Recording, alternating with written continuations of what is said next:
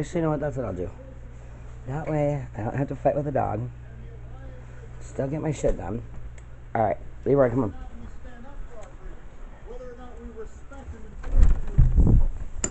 Come on. No, Maggie. Oh.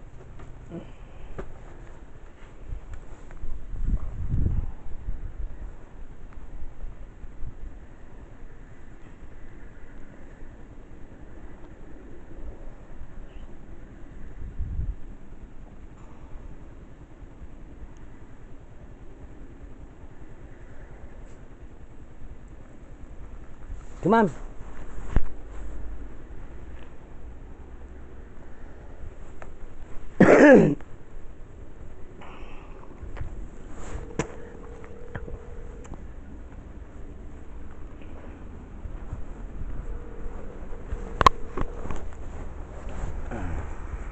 Leroy.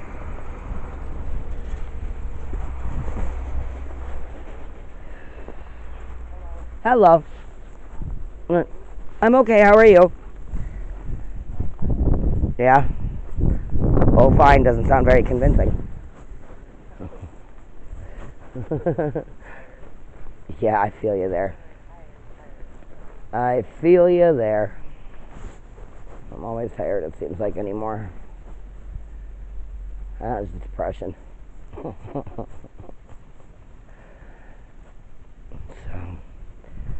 I figure I have to walk to the post office, and it's only a block away. I mean, I can see the fucker from here, but I don't like being alone, you know.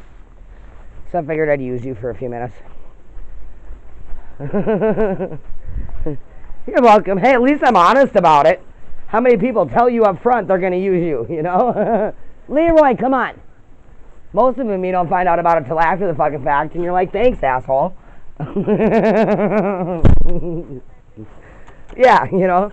I'm so glad I got a notice. I was able to prepare for it. Oh. Fucking. Huh? Oh, I have a post office box. So, you can access those 24 hours a day. So, yeah, so I'm going to go check my mail. Well, I got a buddy that's in prison in Minnesota, and I wrote him a letter last week. It's been a week. I figure he may have wrote back by now. I'm going to mail him another one. Oh. And then Josh is in prison, you know. Josh Bolish, the one my first love that I met when I was living with you. Yeah. Yeah, the one that gave us the tent. Yeah. Josh is back in prison in Minnesota. So I come out here to see him. End up moving out here. His dumb ass goes back and gets in trouble and gets locked up. Yeah. His mom, I don't remember, burglary, I think. His mom died while he was in prison. Yep.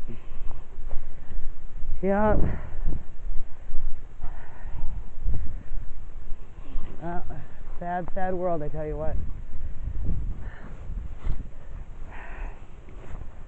Uh-oh. Fuck if I know. I know him. Yeah, no, he was fucked up on drugs. Josh got real bad into meth. He stole a bunch of shit. See, and I'm glad, you know, like, I never let myself get like that. I didn't steal from anybody when I was high. Never took from anybody to get my habit. My habit was my problem. You know? I don't understand how people didn't take responsibility for themselves and how they could put it on somebody else like that. I still don't. I think in my past life when I was a drug user, I was a rich drug user. So I could afford my habit, you know? I wasn't a poor drug user. So I didn't have to hurt anybody to have my drugs. So I think that carried over with me to this one.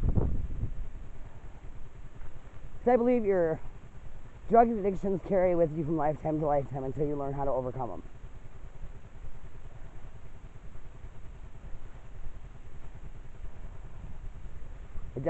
God doesn't turn you away because you're a drug addict, but it doesn't get relieved of you in between lifetimes.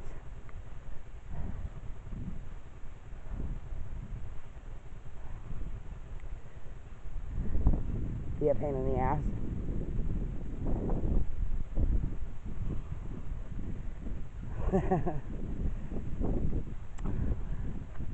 Yeah, Nino didn't like eggs, remember? The only thing that made me sick when I was pregnant. Only thing. And then pizza or anything spaghetti sauce, tomato based, gave me heartburn. I didn't have any problems with Ariel. With Ariel, it was just like easy peasy. She actually made me eat better foods.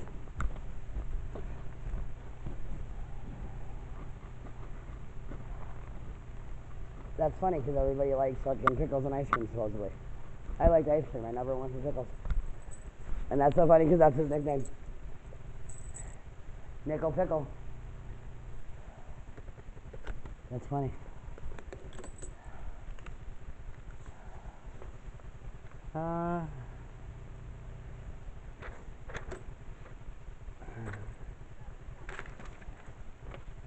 Okay. Shithead. Yeah. Well, I got my Social Security card at least. I got my new Social Security card at least. No letter though. I have to check tomorrow. Well, I had to. I was getting a new job. And they needed something to prove who I was. So I had to go down to the post office, or the Social Security office, and get proof of it at least, so then they just mailed me a new card. So, yeah, I know, I wished him a happy birthday already and thanked him for my son.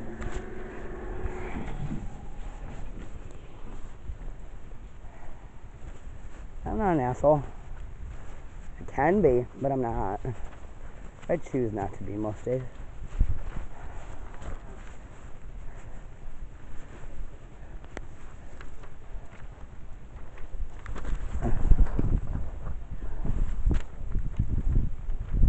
Yeah, dead ringer. Oh, I know his first one looks just like him. Oh, he did. Huh. No, he had blonde hair. Bullshit. He had curls. Blonde little curls.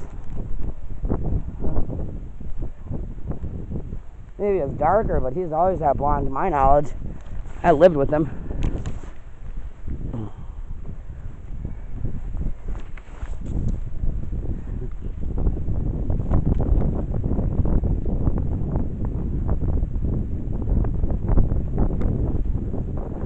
That's funny.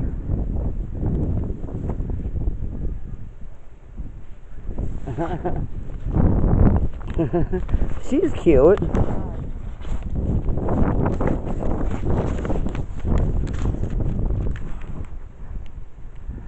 Oh yeah, all day long. Yeah.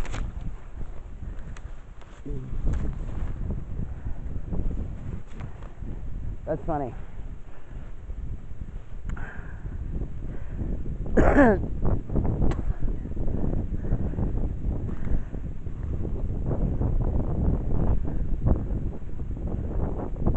No, he doesn't. Really?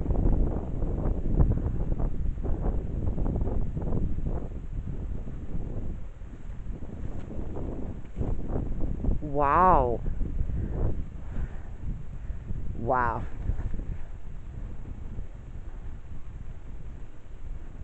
Wow. No. Now, I'm not saying what Grandpa Don did was right, but still, he's still our blood. And Grandma's a handful. I mean, some people can handle it, some people can't. Some people got Grandpa's attitude and can deal with it. Other people want to punch the bitch. Right.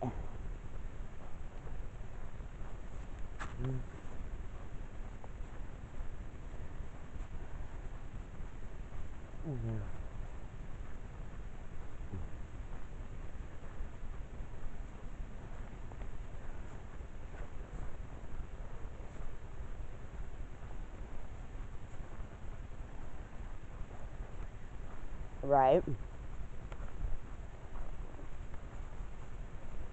Yeah.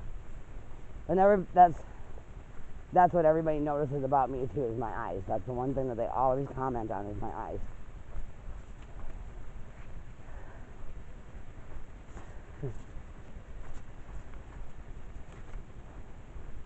I had a bartender tell me my eyes were fake.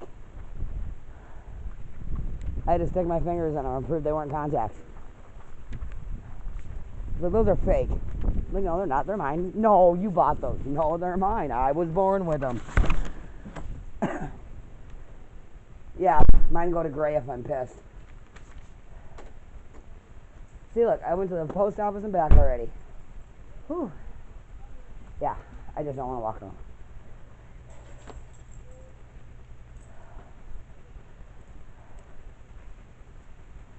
Yeah. Well, that's like what I say about Ariel and Nino. Well, with Nino, I say his eyes are silver and gold, because if you look at Nino's eyes real close, he's got the dark blue ring like I got, but then, no, yeah, he's got little flecks of gold. He's got a really dark blue to the outside, but then on the inside, it's like flecks of gold, like it's highlighted.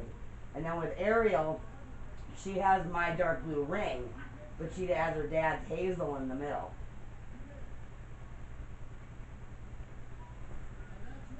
That's how I know she's Bobby's, Tammy. I was thinking about it, and I get where you're coming from, but I know she's his. She has part of his eyes. She's even got his unibrow. She's got his frame. She's his kid. She's his kid. No, but I get where you're coming from. Yeah. Well, and you know what? The guy listening to me, he was going to help with the lawyer, and I'll see that. But the other dude around too. He was going to listen to the radio, and fucking,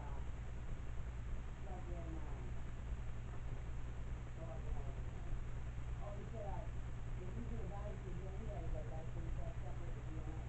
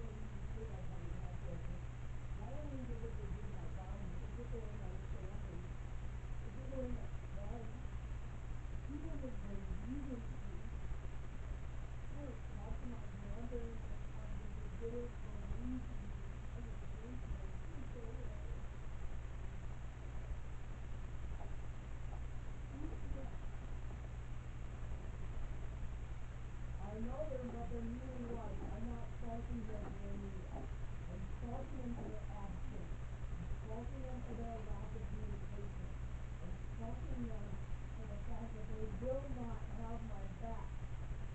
They will not support me. That's what I'm insulting them for. I understand that they did what was best, or what they thought was best for that time, themselves, and for me. I understand that they were thinking this way.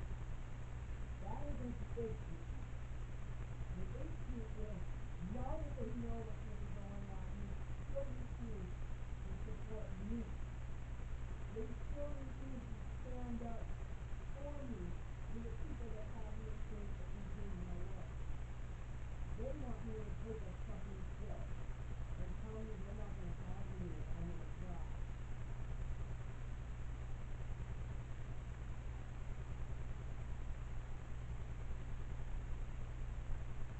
Yeah, she said that one time, and the second time she said, I'm not going to talk to you if you're going to try.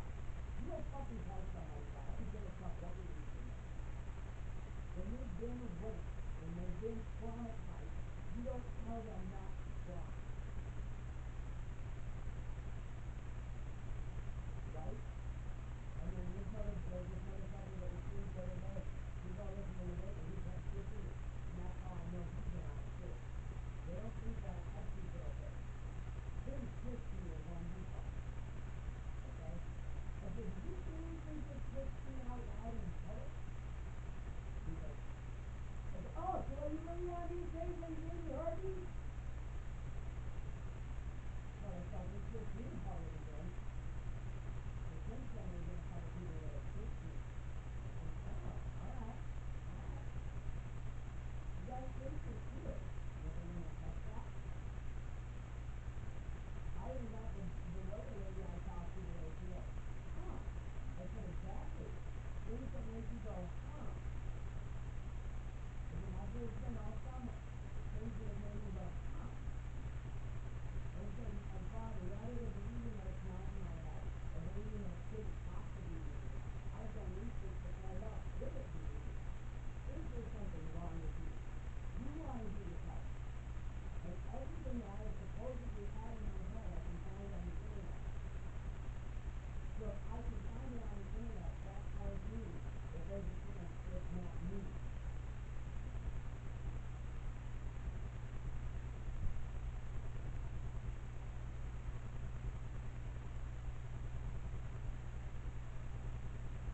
I did. I did like that. I did say that. The same test is the one that told me I'm incompetent and need to end up in the hospital, the state hospital. And then they're going to take my father. And now the doctor that I wanted to have, said, well, I want to come back to Minnesota so I can get one done there on bias. Now the doctor that I'm trying to find that I know would give me a decent one, or unbiased and give me a real report, can't find her nowhere. Nowhere. So, I don't know. Like she's the one that did me in genetics. That's why I wanted to go to her. Because everybody kept telling me my kid was ADHD and ADD. And I knew he wasn't. They kept saying ADD, ODD, and ADHD. I said, he might be ODD, but he's not ADD and ADHD. I know my son. He's not either of those. His came back with PTSD, anxiety, and severe learning disorder, nonverbal learning disorder. That made more sense. Huh? Anxiety, PTSD, and a fire and not PTSD. And a severe nonverbal learning disorder.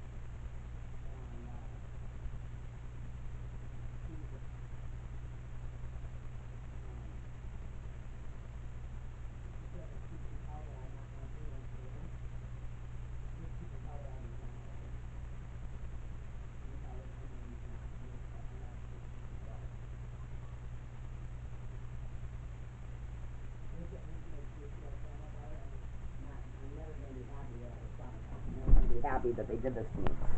You know, but at least knowing that other people see what's been done to me, and that I'm not crazy, and it's not in my head, that people took my body, people took my home, they took my life, my kids. That at least is some validation, you know? At least that's a little bit of justice. I mean, it's slow going, but at least it's coming around, you know? And then I sit here and I worry, because Carol's 81, you know, if something were to happen to her, you know, it's not like anybody would chalk it up as foul play, you know? I worry about Tom, because these are people that are willing to stand up for me. I'm worried about their safety, because they're willing to have my back. That's not okay, you know? And if these people are sick enough to have done this to me, how far will they take it? You know? And that's not parenting. Oh, I know. I want to. Believe me, I want to. Her hymen better still be in fucking tact. Why don't you ask them now? Because they don't believe me, because they think I'm crazy. That's where I need you and Grandma. You and Grandma have to be making these calls. You and Grandma have to be raising hell. Because if I do it, it gets me locked up in the mental hospital. That was the whole point of what that neuropsych. They paid that fucking psychiatrist. Huh? You did? Well, she obviously ain't doing nothing to my knowledge. That's why you call every day. Like Carol said, the squeaky wheel gets heard. But if now that I'm the squeaky wheel for so long, I'm the crazy squeaky wheel. They've made it so that I'm the crazy squeaky wheel. If all my family starts calling, if everybody's all of a sudden really worried about me, huh? No, you guys don't have neuropsychs and they can't force you to do it. You ain't in the system. And if you guys are vouching for my mental health, saying my granddaughter, my niece, I am seriously concerned for her safety and well-being. She is not okay right now. Those kids are not okay right now. Even that gal, when she closed my thing, her thing was, I can tell that you're a very concerned and caring mother. So if I'm so caring and I'm so concerned, obviously I'm concerned about something. Why is my something not being addressed? Because you say it's in my head, but you don't listen to the evidence? You don't question what you hear? How dumb are you that you just stop thinking? You don't wonder, you don't question. Why has this girl not said a word? Now this is sex time number 5. She hasn't had to go to the bathroom yet. She hasn't complained about vaginal dryness. She hasn't coughed. Nothing. Nothing. There's no response from me at all.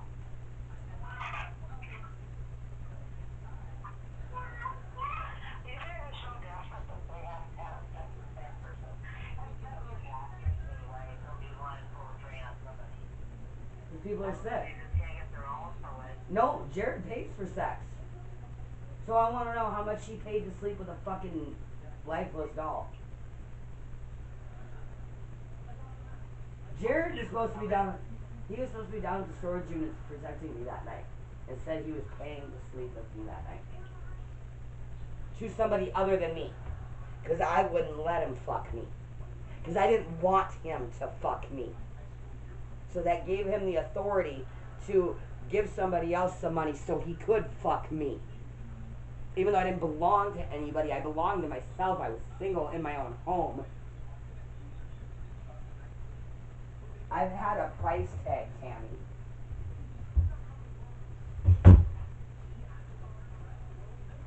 The only reason I'm safe now, and I know I'm safe because I can tell my buddy, is because I'm here in this house, in these 4 walls. And I still don't even know the level of safety. But my dog has been behaving differently. So I know I'm not under attack like I used to be. I know he feels comfortable and safe here. He doesn't. Oh yeah, he was sensing it. And that's when they were telling me even more that I was crazy. Because I was talking to my dog. No, bitch, my dog is telling me through body language that something is not okay. I am not talking to my dog. Nice way to twist my words, you sick cunt.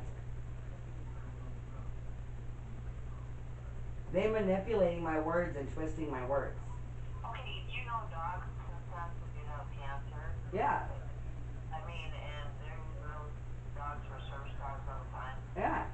So they're not dumb. I mean, no. But the more that I push, but the more I push this issue, I know my dog has told me. I knew. Yeah, dogs too. What's it right now?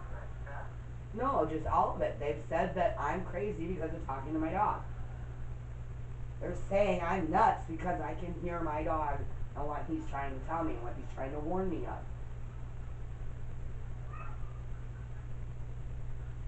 I'm telling you, Tammy, they are fucking with me. And without witnesses that are seriously screaming and standing up and being hurt, if people feel hurt.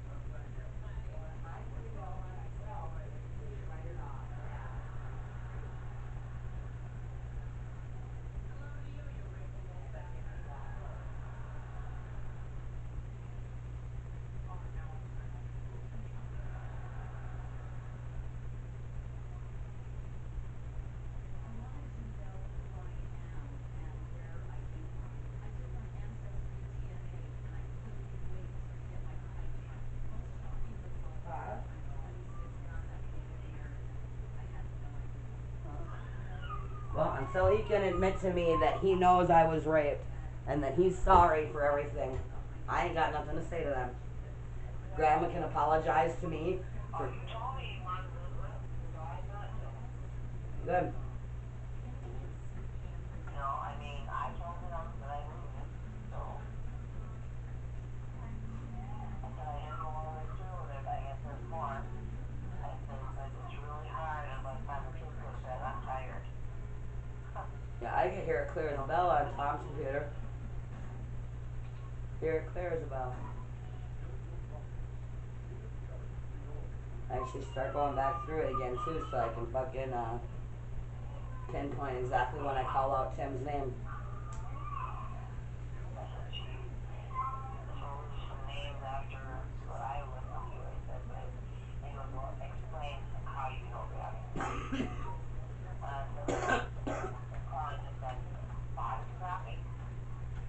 The bed squeaking. You can hear the bed squeaking too. You can hear the breathing pattern. You can differentiate the different men based off their breathing patterns, Tammy. I know Jared had me at least twice. He was number 2 and he was number 4.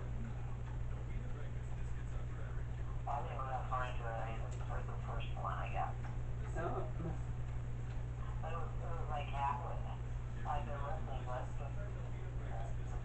No, then there was swap out and then, or maybe it was just the first one, but by the time that at 2 hours, there was 5 times. Yeah.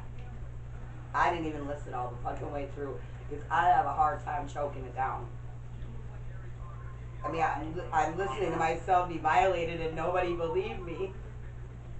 I mean, who could do that?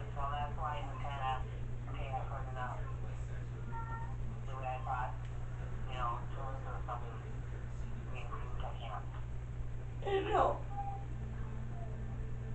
I know. You're like your mom. I know, and you know you're more than an aunt to me.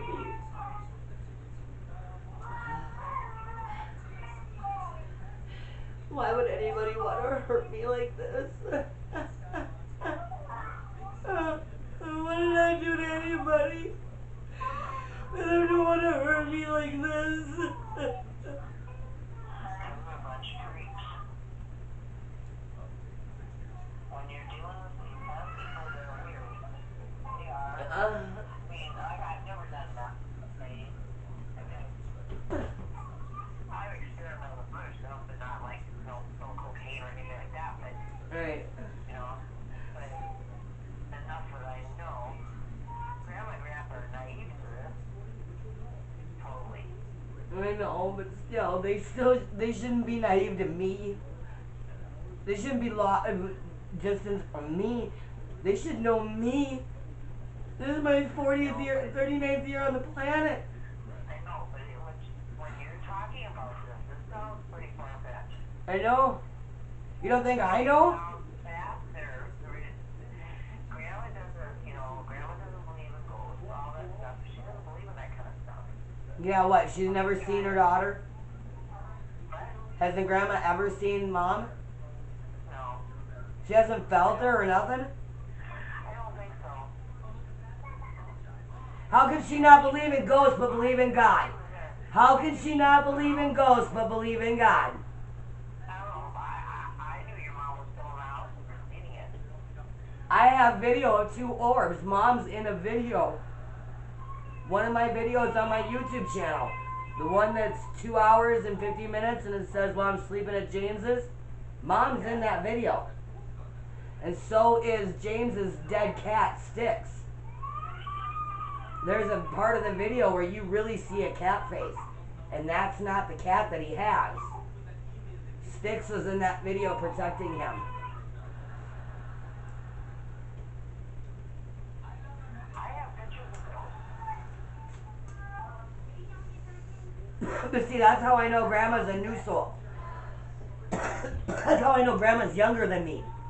I should show that Grandma.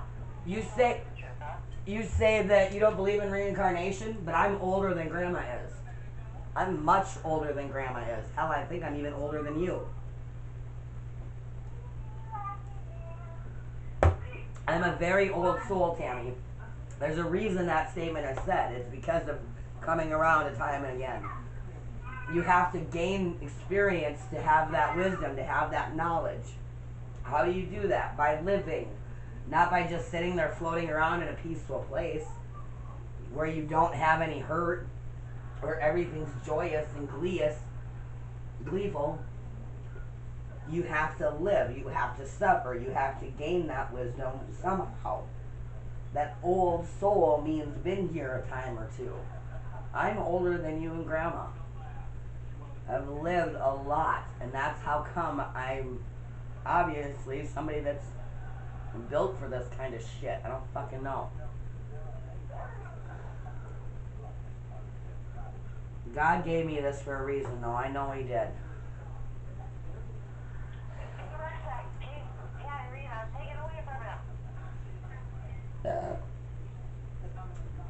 I refuse to believe that God put me through this pain for nothing.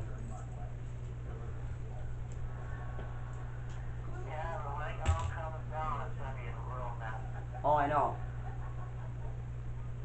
You believe you, me, I know. I'm not, Tammy, I'm not safe anyway.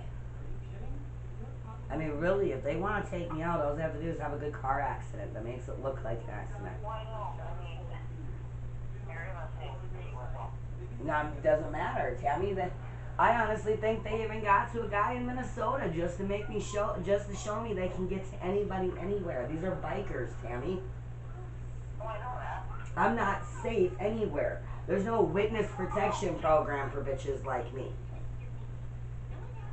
But if I give them a good fight, and I show them that they got some fucking balls, and they fucked with the wrong one, they might think twice.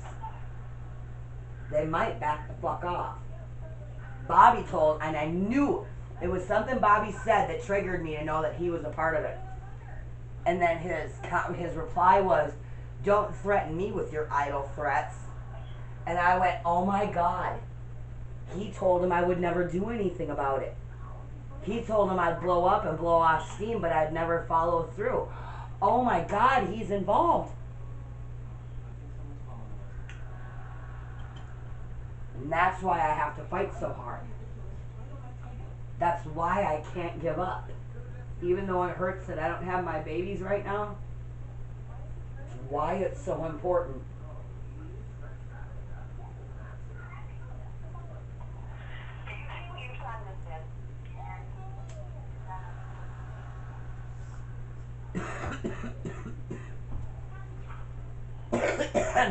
And these people will continue to make people victims until somebody stops them. Until there is something that is brought to the light. Fuck, I'm about to write the president. You know, I know he's about to go out of office, but maybe it'll be the right little thing to send him off with. You know? I mean, I'm serious. I'm done, dude.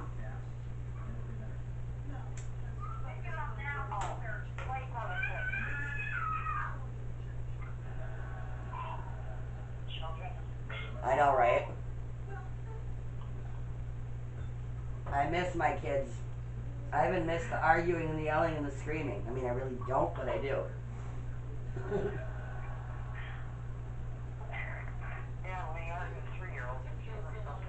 Oh, I know. Fuck. Especially when they win.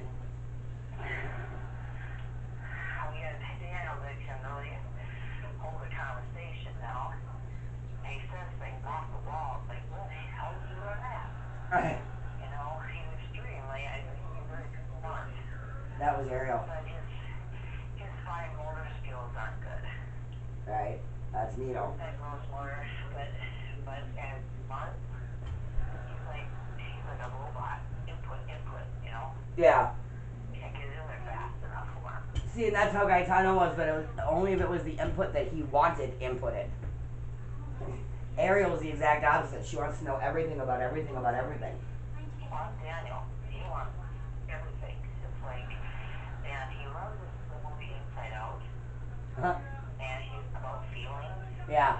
And he'll tell you, he goes, are you happy with me now? Or are you happy? Are you sad? See, and that's good. That's good though. See, and Ariel has that good emotional connection. Gaetano said something about, hey mom, look, it's almost Christmas. And I instantly started to cry.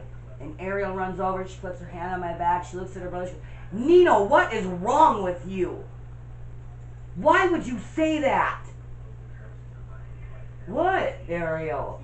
I didn't say nothing. Nino, you knew that would hurt mommy.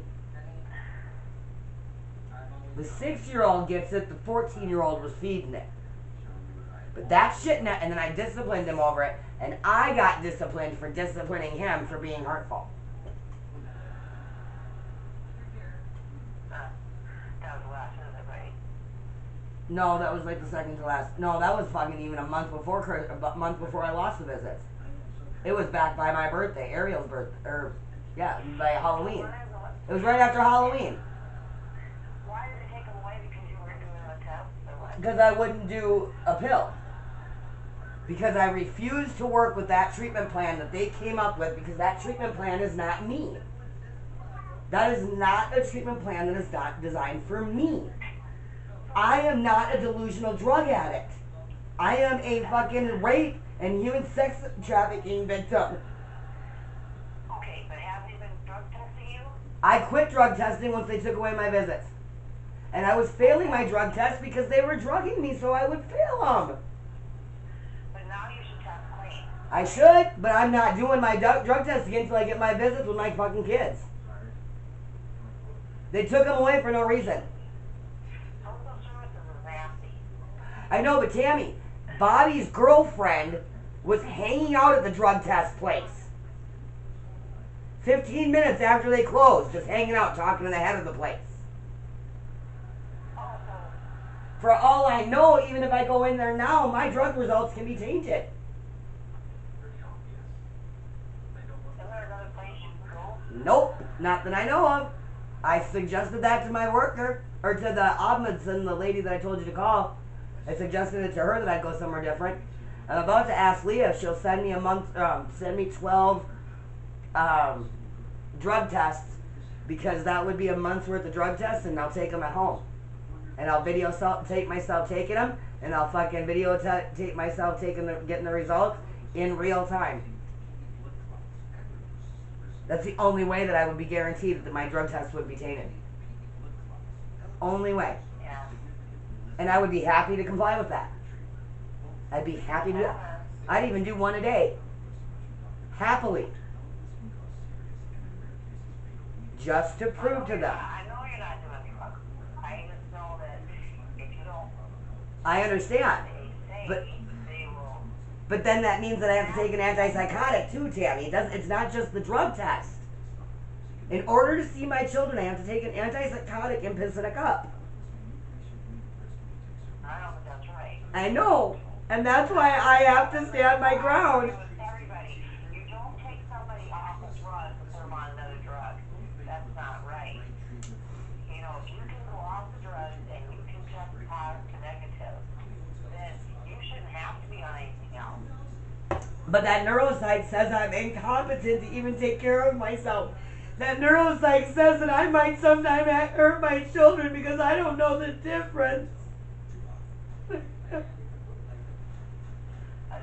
Calm down, okay? No. If you can test, I believe in you. I believe that you're not doing drugs. And I tell you what I learned from next. I know, and I'm telling you that this. The lawyer told once the state gets a hold of the kid, it's hard to win from them. I know, and that's why I need you guys. I need Grandma to come around, because Grandma's the one, especially because she gave Bobby my kids. Why? I let her do it because she's good. I said, I believe in death, and I believe that she's been raped, and I believe that she's not doing drugs. I have to record my. 100%. And when I left both people messages, they said, especially that whatever her name is, I said, my niece was not on anything. And I said, and I believe what she's telling you. I believe the kids are at risk. You know? I mean, I don't know Ariel's will, but I know Gaetano. I think Gaetano here the first 3 years of his life, He's a handful. Yeah. Well, he really wasn't too bad, except for when he threw his temper tantrum through his head now. But otherwise, he wasn't too bad a kid. No, he was really smart then. When he was Daniel and Justice's age, oh my God. And then I put him in my Geo. I would open up the back hatch and slide him in a cart. Remember that? You put him in your Geo and what? I slide him in the car seat because, the Geo kind of small. Yeah. So I'd open up the hatchback and slide him in the car seat. No, I don't remember.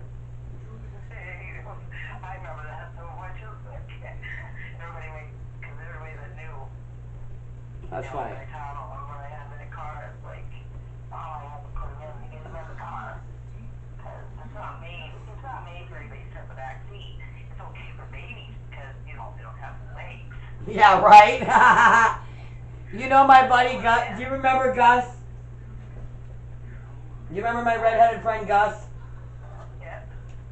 Gus hit a cow in his Ford Escort.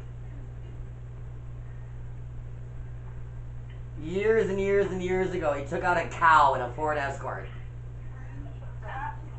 Yeah. Remember that one that he used to come visit me in, that red Escort? And he had that little scene played out in the back window? It was funny. Remember we were talking that day and Daniel was saying Io ti amo and I was saying Io ti amo? Yeah. Like within a day or two, I was somewhere out in public and I kept hearing Io ti amo by this family. Never heard it one time ever in Montana. Ever. Ever. No, it's just to let me know they're always watching, they're always listening. I'm never alone, Tammy, even still. And I'm never gonna be until something comes to light. And see, and I told you that chick's name. After I told you that chick's name, she stopped corresponding with me so much. After I said it out loud.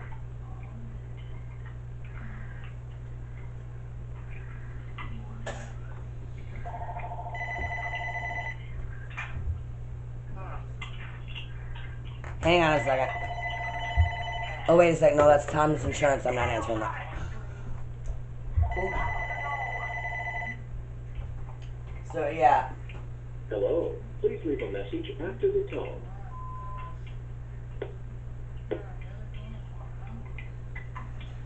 Yeah. I don't know, man. It's pretty fucked up.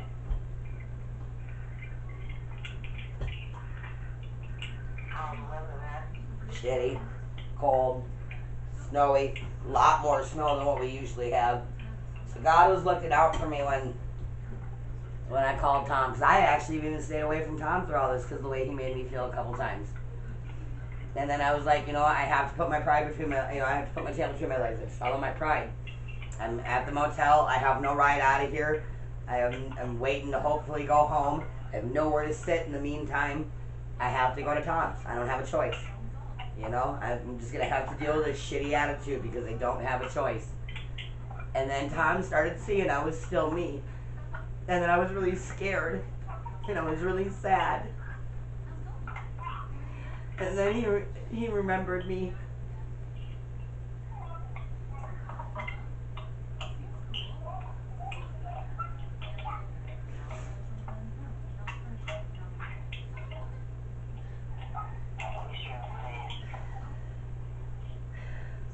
I know.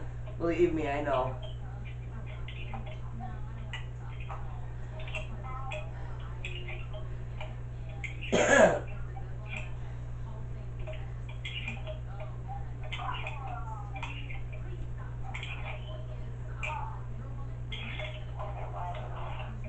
Huh? What? I cleaned out the drain and I dumped something down there. And I cleaned it up. And now it's not wanting to all the hair out of it. And now it's not wanting to drain. Get some bleach. Just pour some straight bleach on it. Yeah. Don't worry about Drano and shit. Drano, that's basically all Drano is bleach. So even like with my house, when my water was out and everybody's shitting in the toilet and filling it up, instead of even plunging it and doing all that shit, I just pour some bleach in it, wait a day, flush it. Pour some more bleach in it, wait a day, flush it. Or a couple hours, whatever, as it started to go. And it took care of all of it. It's really funny because I got all that hair out of it and it wasn't having any problem. Yep. And now it's going to have a problem. Are you sure the pipes aren't frozen? Are your pipes frozen? So then your drain could be frozen too.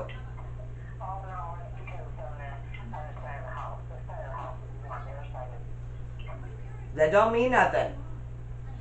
The drain to the sewer. The drain to the sewer. There's no basement on that side. And it's right against the wall. Otherwise, nothing else is frozen. And Tammy, it's still, if that line is frozen, it can still go to other lines, which could slow your drain, which could freeze your drain.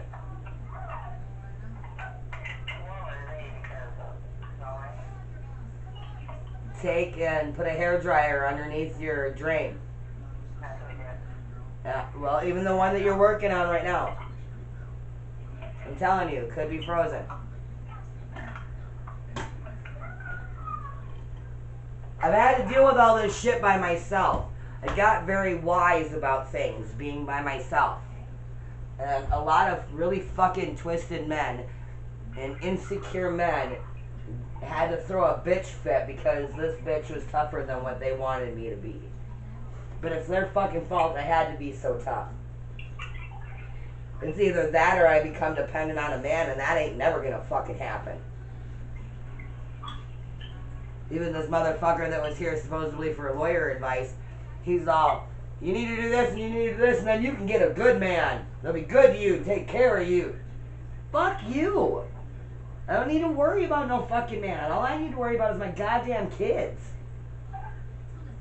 I don't know where all you motherfuckers think that every bitch needs a man. And I won't just settle for just any man. He's going to be a man that adores me for me being me. He's not going to try to change me. He's not going to shush me when I'm speaking. He's going to listen. He's going to give a fuck. He's going to protect me from people that would want to hurt me.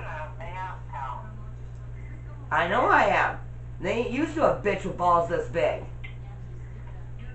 Even Tim said to me once, he goes, you ain't no man. You can't be one of us. I said, what? Because I ain't got a cock to fuck the bitches with? That don't mean my balls ain't bigger than yours. At least I can do this. I can be me in the daylight. I ain't gotta hide in no fucking shadows. I don't gotta do something to somebody when they're asleep. I'll look them right in the fucking eye. So I'm less of a man than you? Fuck you. I'm more of a man all day, day.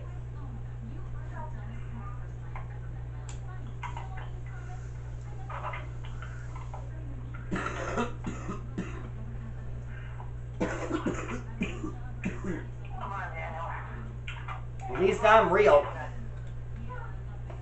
Saggy titties, floppy belly, big ass and all. At least I'm real. I'm not putting you to bed. Your mom can put you to bed. Haha, Daniel. So yeah, it better not be 11 o'clock there again, fucker. These kids need to be going to bed earlier than that. I said it better not be 11 o'clock there again. No, it's 9:30. Your time.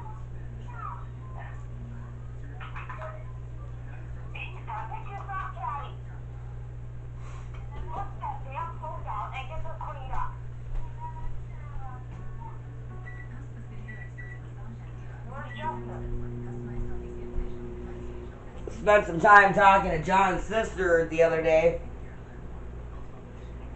Because John's wife decided to send me a message.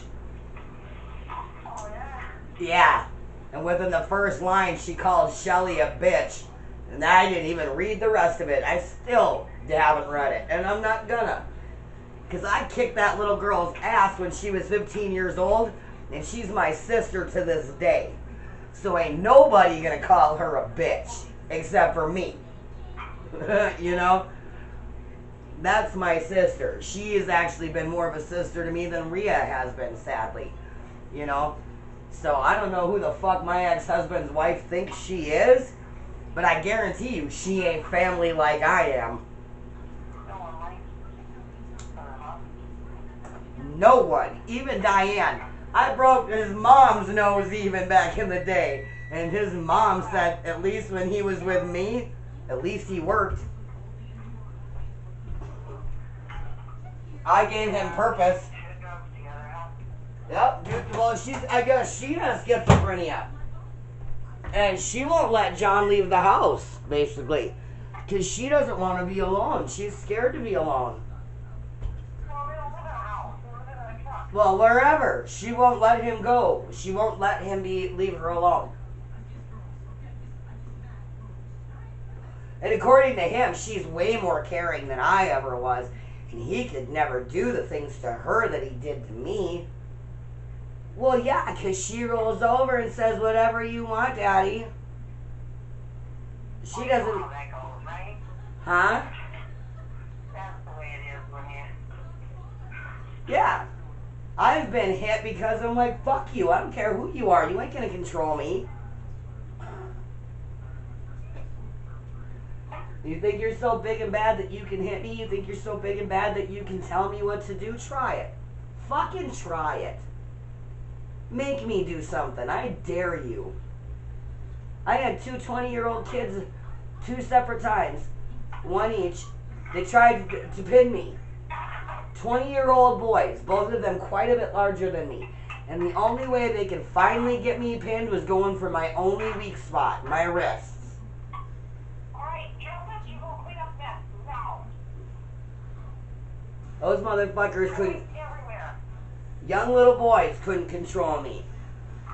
Big men haven't been able to control me. They haven't been able to knock me on my ass. Tim only got me on the ground because there was sawdust where we were fighting. And then he thought he was bad and was going to tell me to stay down. I fucking jumped up with both of my fists cocked, looked him in his eyes and said, fuck no, I won't ever stay down for no man. So that's why I suffer. Because I don't know my place. I'll give you some to call out. I never remember that statement growing up, and I have never once uttered it as a mother. Ever. Ever. Oh, she thinks we made a mess and I can't even walk in that room. And there's no reason for that. Yep. And then when she has to come to clean it up, she won't clean it up. Yep. Ariel will, but Nino won't.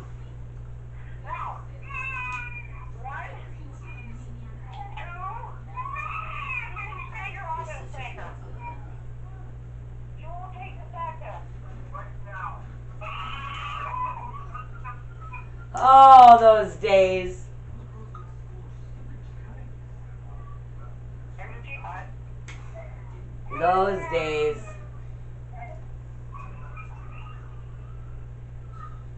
Oh, she's stubborn. She's got our blood. Ain't nothing wrong with it. It ain't nothing wrong with a girl being stubborn. Let her, you know. Yeah, to some extent, but she doesn't, she won't talk even. Keeps you from talking. James Earl Jones talked when he was 2 till 3. His parents died or killed or whatever, had an accident, they died. That man did not talk from the ages of 3 to 17. James Earl Jones, one of the best voices in all of Hollywood, was silent for 14 years. Not one word did he utter. Well, the thing is, she can't. She talks, she just stopped very good. It's alright. They come around when they're ready. Everybody tries to push things and rush things and expect everybody to be at the standard. She's her own person. And she's going to come around when she's ready. You just got to let her be her. Let her be who she's going to be. Embrace it instead of changing it. That's one of the worst qualities about our family. And I have to say it because Grandma always told me I was not allowed to date a black man. But when I confronted her about that, she told me that conversation never took place. But now Rita... She said I couldn't date Mexicans either. Exactly. See, I knew it wasn't in my head. I knew that really happened. Because I dated a Colombian and she came uncorked on me. And, Mexicans are just like Italians. that's what I was thinking, dating the Colombian. Exactly my sentiment. It's a sister language. Oh, yeah, it's the same thing. Yeah, but Italian's actually harder because Spanish only has 4 verbs and Italian has 9. They have 9 different ways to say a verb where Spanish only has 4 or 5. I am so glad I raised my daughter that she really didn't have too many of those. She had a couple of them. On my YouTube, the second YouTube channel I been made, I posted videos and pictures of the kids. You should check it out. Because there's a video of Ariel stuck in her brother's pants. There's another video of Gaetan, or Ariel, huh? You met him on Facebook. Yeah, okay, did you, the one where her dad was leaving?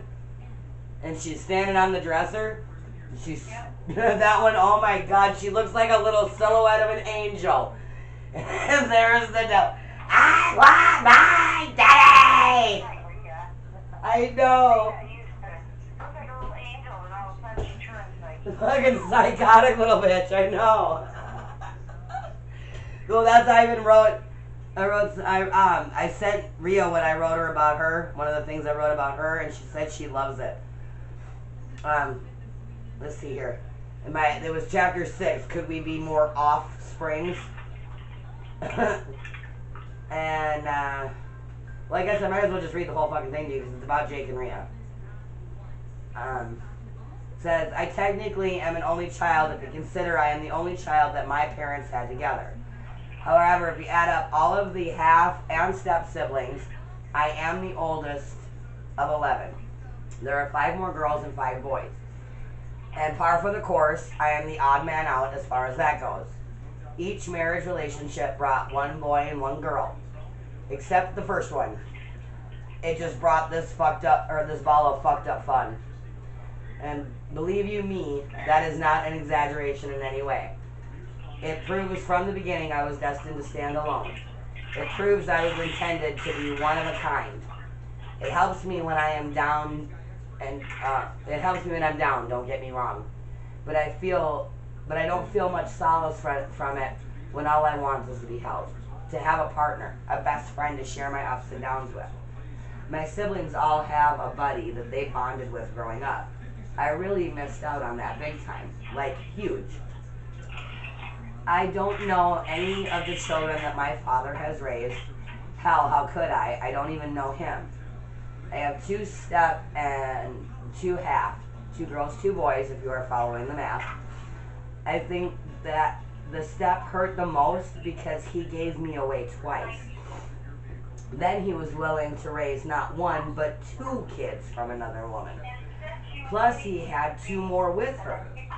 They were all on the outside anyway, so happy. I think that it was really hard for me to process that at 17. I had suffered so much because of needing a stable, loving home.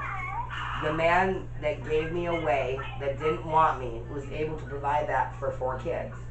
I felt like I wasn't special enough to have him to have been given, special enough to him to have been given that too. It really hurt me to the core. I already broke down all of the other pairs. We were all grouped, and each one was different from the rest at my mom's. That wasn't how I ever felt at my dad's.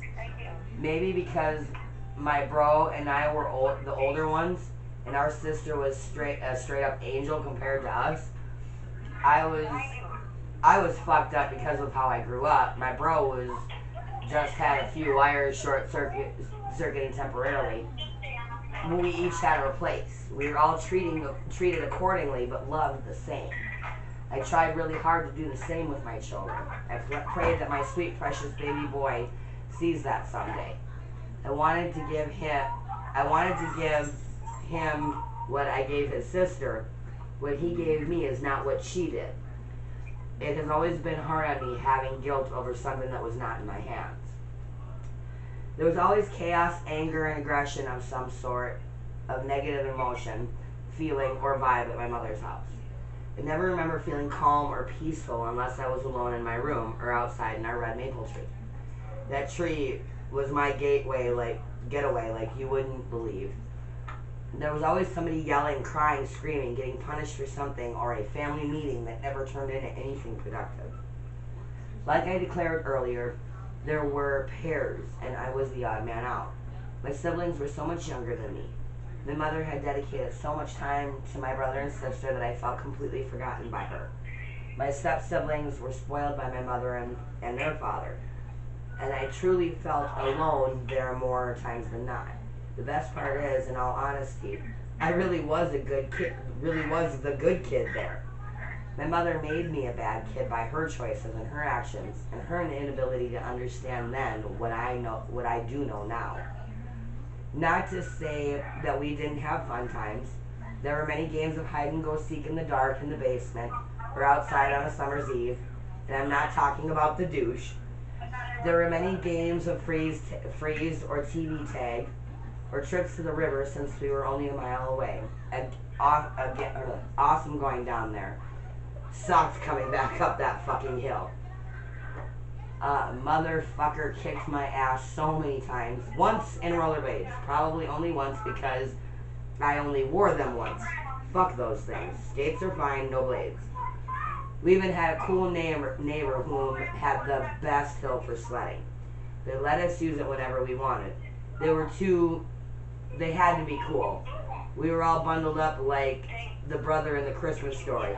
No pervert could get off with that many layers of clothes on. Oh God, at least I hope not.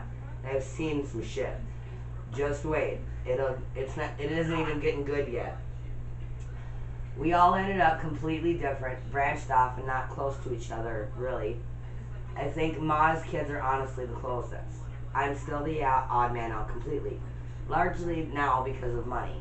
I don't have it, and I don't care if I have it. It's not my priority. People are. I am a dying breed. Hold on though. Let me get to that. My soul aches for humanity. We are also worried about our own lives. Nobody really has concern for their neighbor anymore. Most people only care about themselves. We are all going to suffer for it in the end. It is not what Jesus died for. I am so proud of my success, of the success of my success. I am so proud of the success my siblings have had. We've all had our struggles, and we all processed our abuse and mental health issues differently. Ironically, while my brother and I were running amok and sinning left and right, my littlest siblings were converting my father into a Christian. Silly how much a child can influence such dramatic change in a parent because of love. Love can truly change the world. I am of the opinion that if everyone in the world did one random act of kindness a day, the world would implode from the overwhelming surge of positive energy. Now at this point, my dad and my ma were drifting apart, or had fully drifted apart. I think Dad needed to feel the love of God to get him through the third failed marriage. I have only had one, but I know how hard it is to let go, even if you were married to an alcoholic crackhead that beat you. My dad has a beautiful heart. He needs to be loved. He isn't a soul that does well alone. He is the youngest of 6 kids. Alone is kind of foreign to someone from a family of that caliber. He found his forever there, and I am happy for him. My littlest brother was also a huge pain in the ass, like the big one growing up. Violent, horrible language, burned down the garage, spoiled fucking rotten brat by my mother. Now, in all fairness, she buried her little brother and her first son.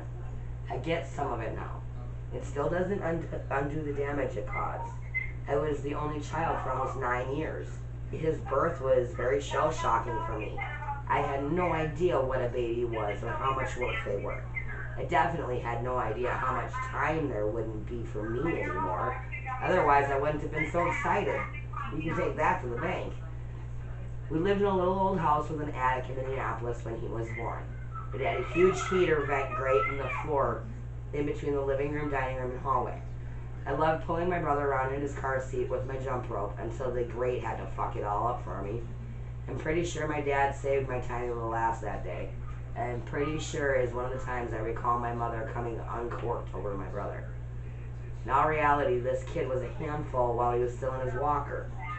He decided to see how they handled down a flight of stairs. He obviously had not been on any carnival rides yet, and did not know that you keep your hands and feet inside of the ride at all times. He broke both of his bones in his little baby arm. And I am sure that made my parents feel like rock stars. They must have felt like shit. Huh? Jake? You don't remember him going down the stairs in his fucking... You never heard that? He went downstairs in the house.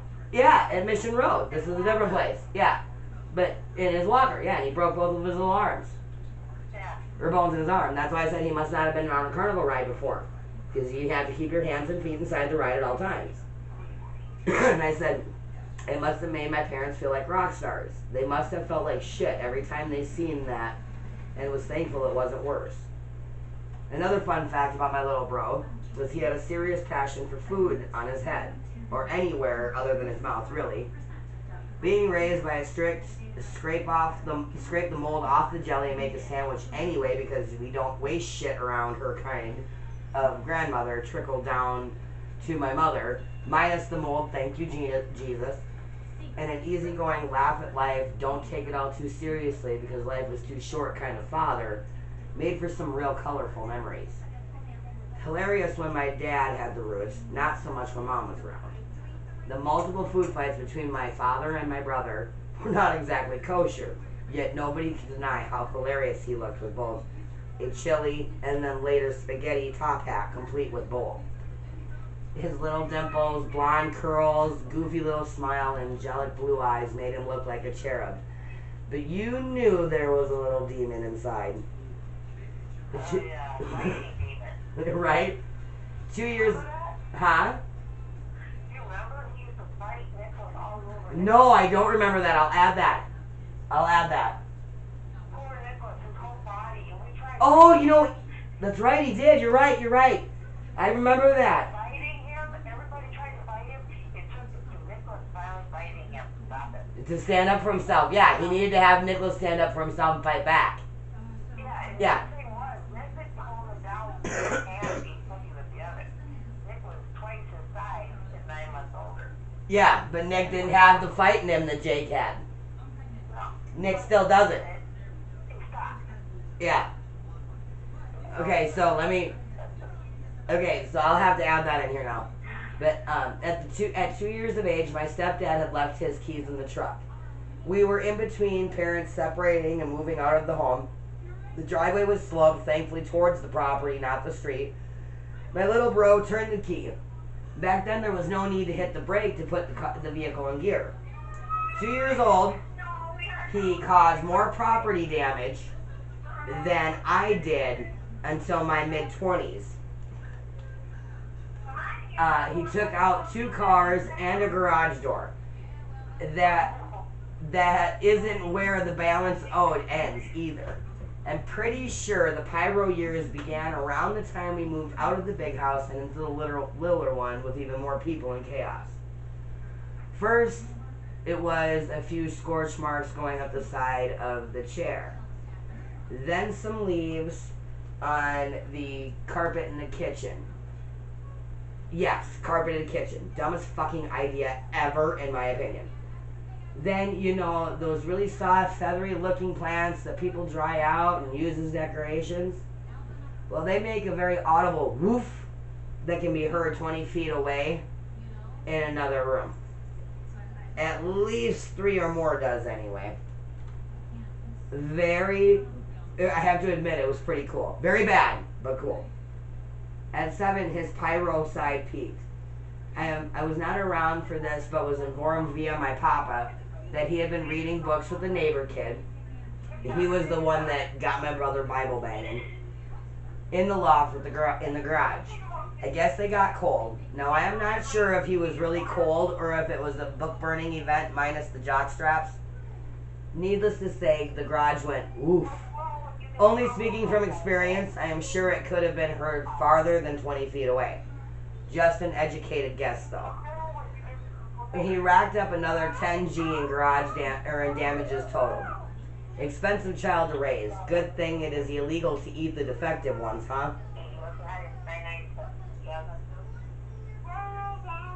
Good night, Daniel.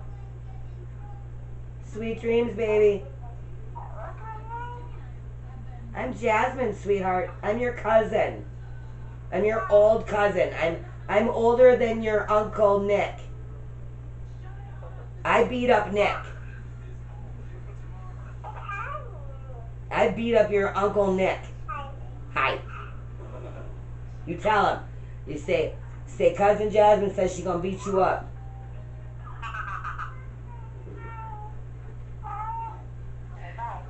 Good night, sweetheart. Io ti amo.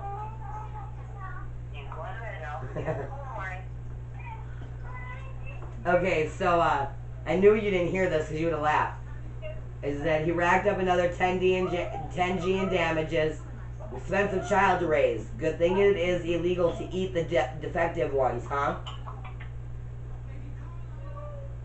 You still didn't hear me, did you?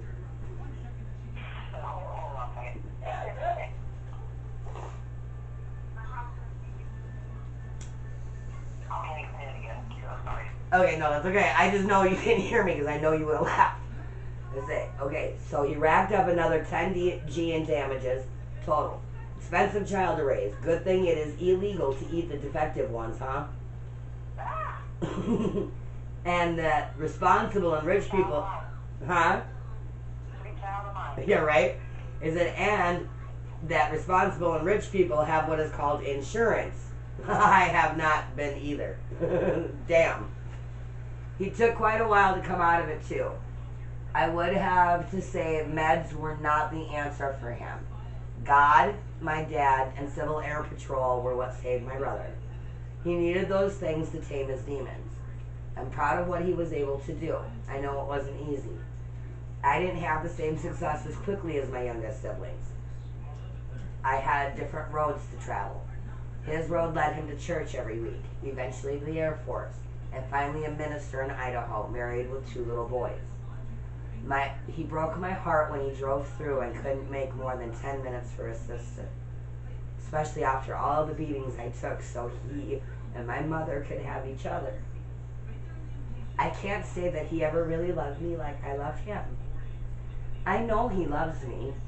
I know there were things that happened that he's seen that hurt him to this day. He remembers my mother having me arrested. It was traumatic to him to see me like that. I really didn't spend too much time with my mother beyond that point in my childhood. We all had it rough as kids. Because of that woman that we all idolized so much. She hurt us all so deeply with her abusive tendencies and hurtful words. I could have spared us spared us a lot of that. It will always feel like my life would have turned out much differently if I had made the other choice. I did what I thought was right. Maybe subconsciously, my brother knows that and it upsets him. Who really knows? All I know is I am proud of what a loving father, husband, and leader he turned out to be. I will always be honored to call him my brother. I do wish he would care more about some of us a little bit, or care about us, some of us a little bit more. Again, that love versus perception thing. Now my little Repeat is an incredible person. She was supposed to be my birthday present, but came early. About the same time difference as my brother that passed. About the same time difference as my brother that passed. Goes to show how much had changed from 1979 to 1987. She was hospitalized for months. When she came home, she had to be on a heart monitor and heart and breathing monitors. Many times I remember feeling like we were going to lose her too. Thank God for letting us keep her. I'm so thankful that she has reached out to me so many times this year. She has made me feel like I would be missed and I am really loved, even with so much distance between us. We are polar opposites, is what I say. She is tiny and skinny, I'm curvy. She grabbed pom-poms, I grabbed the pole. She likes dark meat, I like white. We couldn't be more opposite, and yet I feel like and yet so alike if we tried.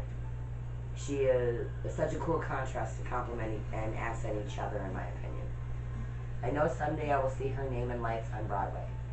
She has always had an incredible talent for dancing. Tiny little frame with no hips. She would give it her all to get those little things give her all to get those little things, as into it as the curvy girls. There you go. She resembles Jean Bonnet when she was young in her costumes and all made up. I have mixed feelings about making little girls up like that, especially because we make them look so innocent, like innocent young women. Sexy little girls that don't know how to hurt a man yet. Then we turn around and completely fault the man for being sick in the head, which, yes, beyond a doubt he is. But doesn't some of the blame lie on our shoulders for doing that to our daughters? I know mine looks so beautiful when I do her hair and makeup. I see the beautiful young woman she will be. I cannot imagine that men with that kind of perversion don't see the same thing. My sister managed to keep her beauty on the inside as well through her suffering. She was the one that hurt the most when my mother died. She checks up on me from time to time since things got so bad for me. She took it personal when she was a professional cheerleader, and I teased my grandma about having her displayed on the coffee table and the yearly calendar wearing stripper wear. The following year, she sat cross-legged in a modest tube top. I love that woman.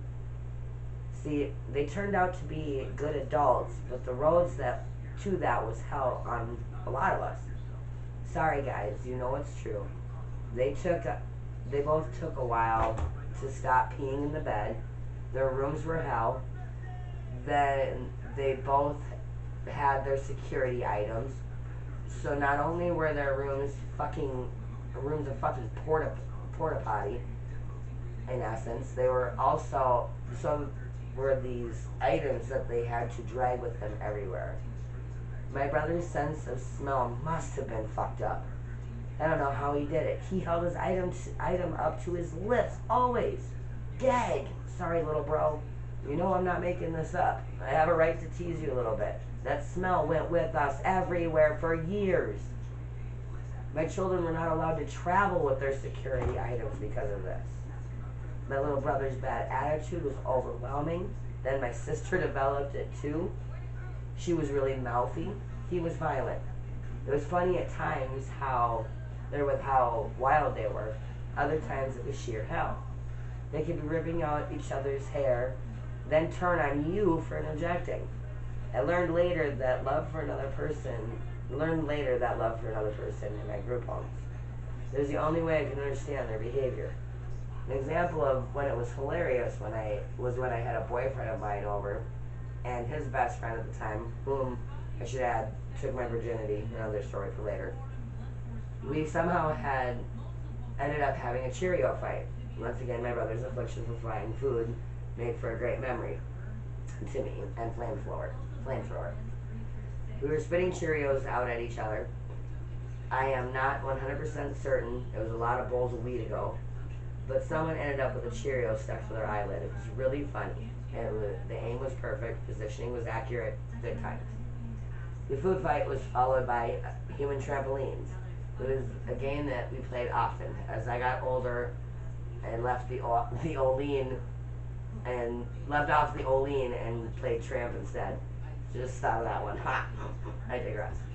Flamethrower is poor testes is all I can say. It explains the potential reason that he only had one child. Just a speculation and observation, if you will. A time when it was not so funny was when they were going at it with each other, and I tried to help.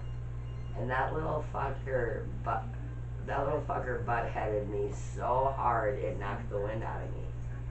It was all I had to do not to hit him. I was just trying to help. A common reaction to any aid I offered anyone in the future as well, metaphorically anyway. I never interjected myself in the middle of them two or any other sibling issues for that matter after that. Lesson learned. My grandpa went through it too. My sister attacked him for spanking my brother that was beating on her. I am telling you, the foundation I came from was a fucking sinkhole of craziness. It clawed my... Jesus, I mean, he took the phone receiver, Grandpa had the smart idea to make a toy box and then take real phones for kids to play with. Right. And he was hitting her on top of the head. I took it away and then she went flying at me. I mean, he was killing her. I know. He did a birthday party at the house, too. It took me and somebody else pulling him away. And she was hitting us. She got our back. I mean, she's still got Mom's back even, and Mom was really bad to her. Rio was cutting herself. I didn't even put that in here yet. But Rio was cutting herself because of what Mom was putting her through. And she's still the one that loves her the most. That's I'm getting to that. Instead of Okay, so I clawed my way out. Hell, we all did. My favorite memory of my little sister shows the temperament of my family the best. I, for some reason, always thought it was my brother until I was set straight at my mother's funeral. Her best friend corrected me. She was our sitter at the time. Mama Ann don't put up with no shit. And she was smart and sneaky about it too. Believe you me, I got stories about Mama Ann. Okay, so Reefy was pissed off. Nancy. I call her Mama Nancy. But I'm not giving anybody's names. I'm just kind of giving handles or whatever, you know. That way nobody can get mad at me that they were in it, because I didn't use your name. Number two, it's the way I view you. It's not you, you know. I don't mind the stories to help me write it, but in the same token, this is my perception on my life, you know. So, this is how I view people. So, Mama N, Rhea was pissed off about something, and she called Mama N an asshole. She was put on a timeout in her room. She kept screaming, asshole, asshole, asshole. So Mama N finally had heard enough and told her if she said it one more time, she was going to get soap in her mouth. Deliberate as hell, that little girl looked at her and with her hands on her non-existent hips, chicken-necked, and said, asshole. Mama Ann snatched her off her feet and marched her into the bathroom. Now here's where our tenacity really comes in. Mama Ann had this bar of soap. My sister was maybe 3 at the most. Mama was like my age. We are some tough little people. That Italian spirit. Mama is fighting with that little girl, trying like hell to get the soap in her mouth. She is scraping teeth, but just cannot get her to open up. Finally, my sister puts her head back, opens her mouth, and bites a huge piece of soap off. Now there is a new dilemma. Mama is now concerned with a choking hazard. My sister would not give up that soap for nothing. There were bubbles rolling down her chin, tears rolling down her cheeks. She would not give up the fight. What a strong spirit in such a little frame. I remember that bar of soap being around for a while, too. Great times.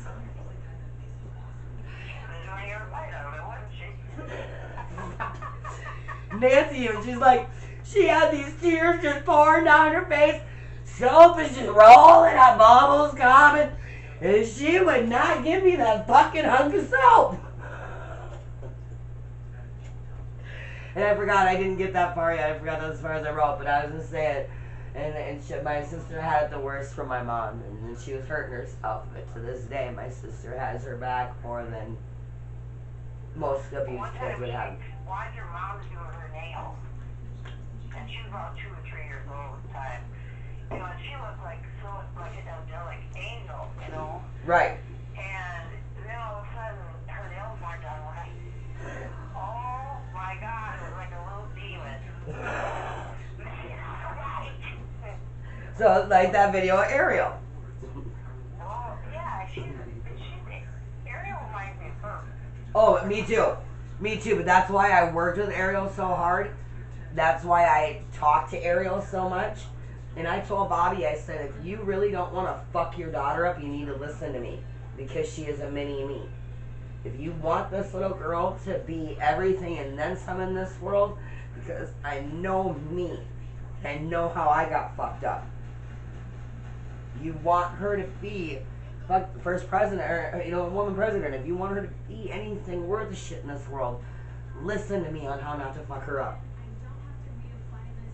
Look at what he did. But that's alright, because you know what? I'm going to turn it back around. Me and that little girl got a good bond. And we went forehead to forehead right before Christmas. And I told her, I said, baby, don't you give up on me. I said, I know it feels like mommy's giving up on you, but you don't see how hard I'm fighting for you, baby, okay? You don't see what I'm doing. Don't you give up on me, because I haven't given up on you. Okay, mommy, I won't.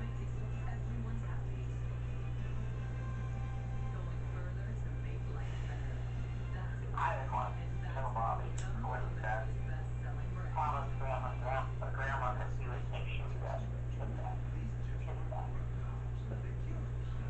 Well, but that's all good shit because he's gonna try to fight me. He's gonna try to take me to court for a parenting plan when this is over. That's gonna come out. The judge that's gonna handle our parenting plan more than likely is the judge I have on Tuesday for my lawsuit on my trailer. It's a small fucking town. The judge is gonna see how all these pieces fall into place. Yeah, good. Get around it. So, they weren't expecting that I'm the person that gets so docile with him. You know? That touch that I used to be in Minnesota and retired, I don't know, Florida. You know, that energy, that aggression, all that fight. A lot of that decided me. That's why I like it. I don't have to fight for myself all the time. I don't have to be confused about everything all the time. Yeah, I mean, look at how I'm processing it. Wouldn't you say I would have done the same 15 years ago? Yeah. And the person that I used to be. Think about my temperament, think about my attitude, think about my depression, think about my worry, think about all of the great things, honest and truthful things that I've done over the time.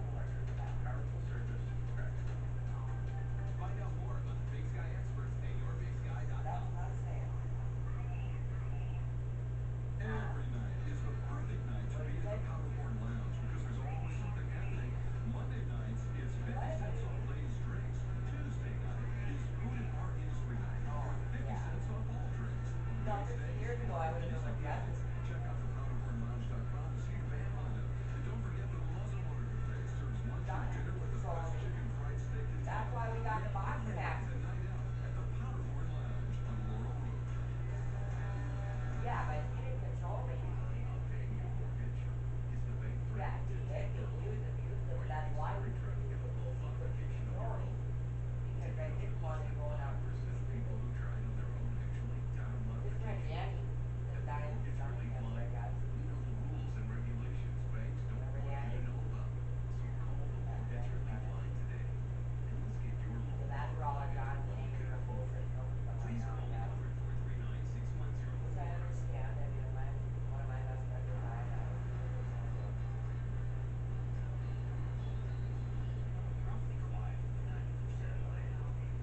Yep. Never heard it back since that day.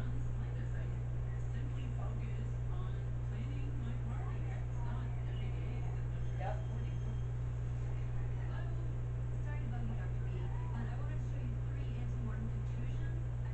I bet you every time he takes the fucking razor to his head, he remembers me clocking him in it twice.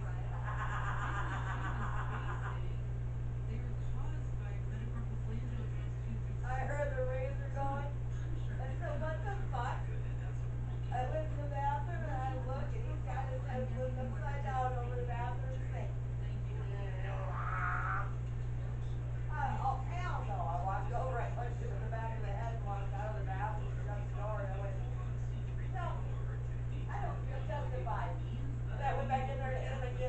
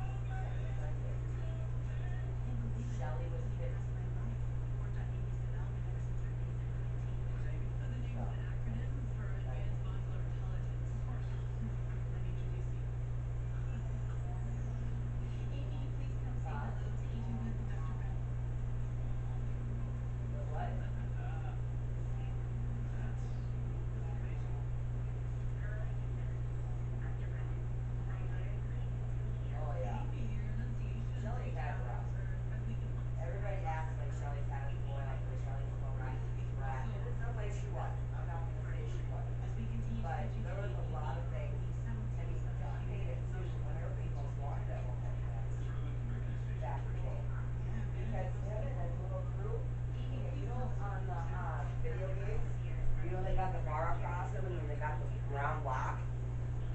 The reason they're like that is started because of John and his crew. But they used to travel across the nation hitting video games when they were kids.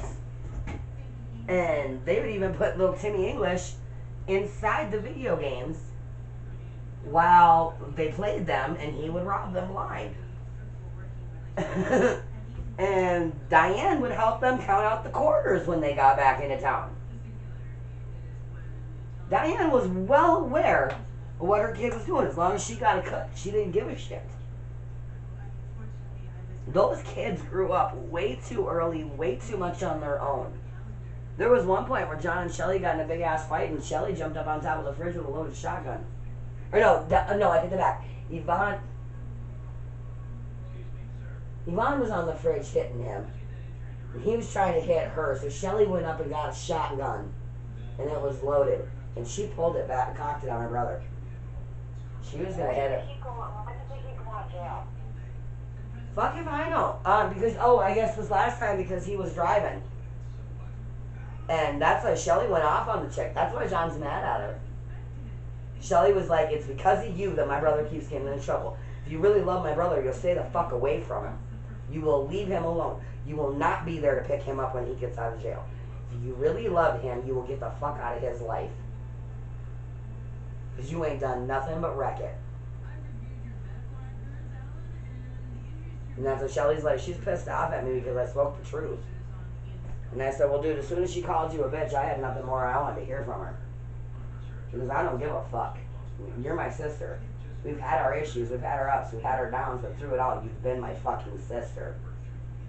And there's no way I'm going to let some bitch that I know has ruined a man that I've loved call you anything.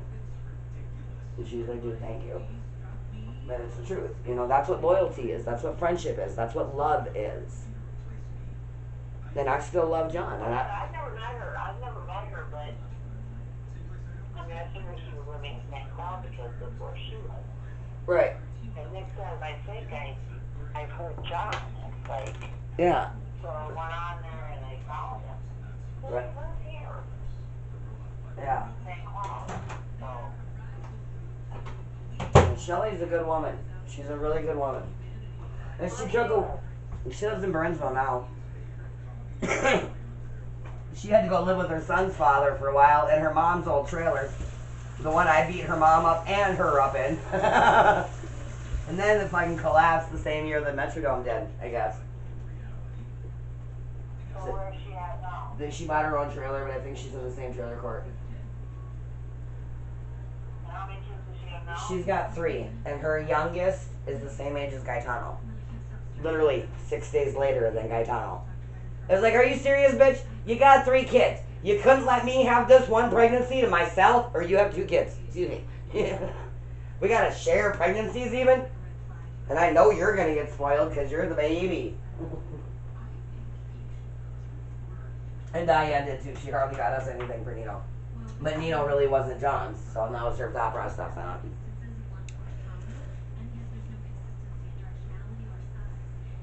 So what did you think about what I wrote about the kids?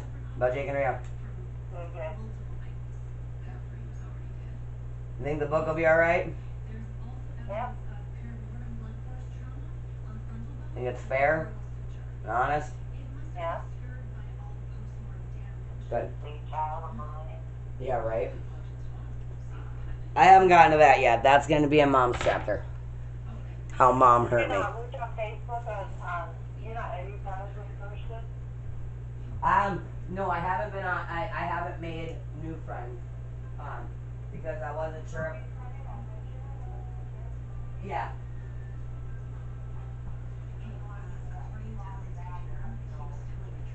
Well, I can check it while I'm on the phone with you, I think. Oh, no, I can't, because it's mobile that way. I don't know, I think some on this Facebook.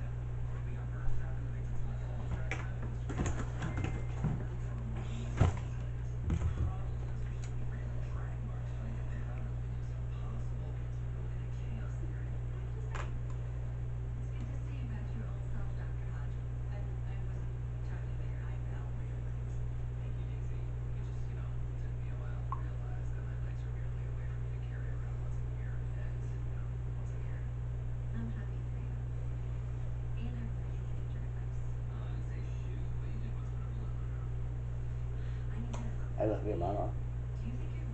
I really miss you.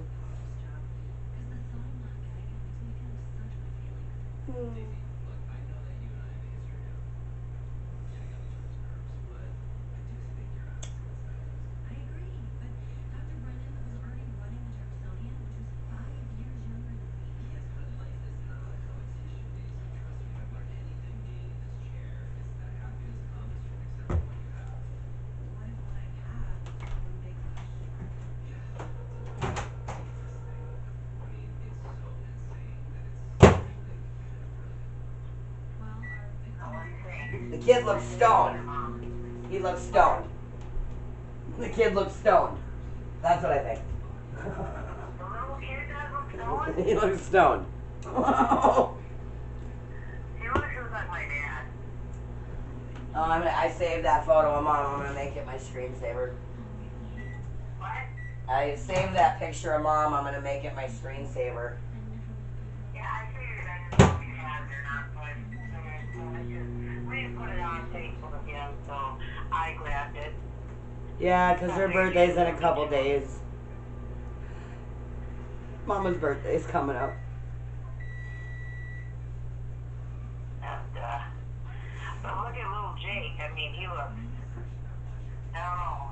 I don't think he looks like Jake anymore either. No, he doesn't look anything like Jake anymore. No, I would not have even pictured that's his baby picture, to be honest with you. If I didn't know that was my brother, I would be like, that's not my brother. I don't know what you're talking about. But now, he's a little bit older. He looks a little more like Jake. But there, he doesn't look like Jake. Right? I can tell you right now, this baby's cuter. That's He's fine. got the chunky cheeks. He's got the yours cheeks. He's got, you know, she don't have those cheeks. No, she's very slim. Yeah, she don't have those. That is my dad. That's coming from the yours. Whether he wants to admit it, whatever it was, whatever, you know, he's got, he's more rounded. His stature is more like, he actually looks like Nick. I think he Yeah, looks like my dad. I can see that, yeah, Nick looks a lot like Don. Yeah. Yeah, but he's got the He looks more, Paul, it's so funny, because Paul finally, like, grew to look like Nick.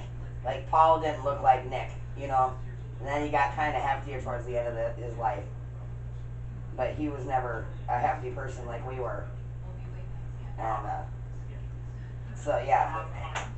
Nick thinks he looks more like his dad. I got a picture of Jeff and her dad, and they're both on that one too. Okay. And then, he thinks he's growing a beard, you know, and he thinks he looks more like his dad now. Okay, whatever, you know. Your dad started looking like us. You know, it's funny though, because Jesse and John, both of those, everybody kept telling me that they were my brothers. Or asking me if they were my brothers. All the fucking time. Jesse and John. Huh? Yeah, all the time. John too though, with his eyes. His blue eyes. I miss him a lot some days. I really wish he didn't hate me so much. I want to be his friend so bad. Just because I miss my friend. I miss the person that believed in me, that had that loyalty towards me. And he told me he never loved me in that message. And I said something that's what I said to his wife, is that, said, I stopped reading after you called my sister a bitch, nobody will talk about her like that, and expect me to care. Basically, it was the gist of it, and I said, I said, John may say that he doesn't, or I said, and just remember, that's my name on his body. I don't care what he tells you now, that was love that. Remember he put my name in big fucking bold letters across his arm? Cursive letters like an armband, Jasmine.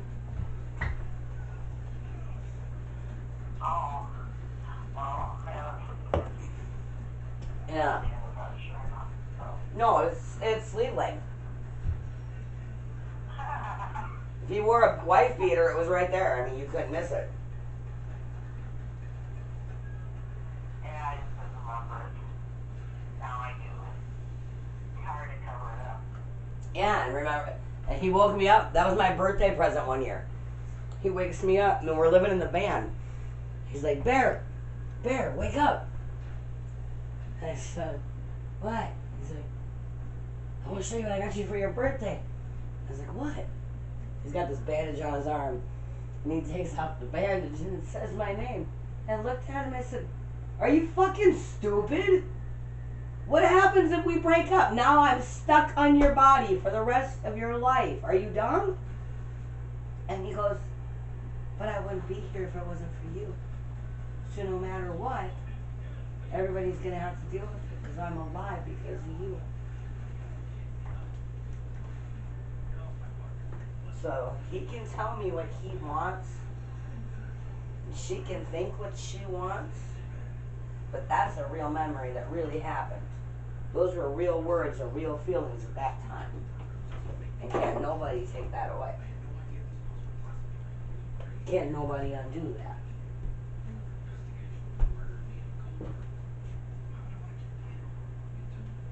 And I told his sister that, and she goes, no, he really loved you. I know he did.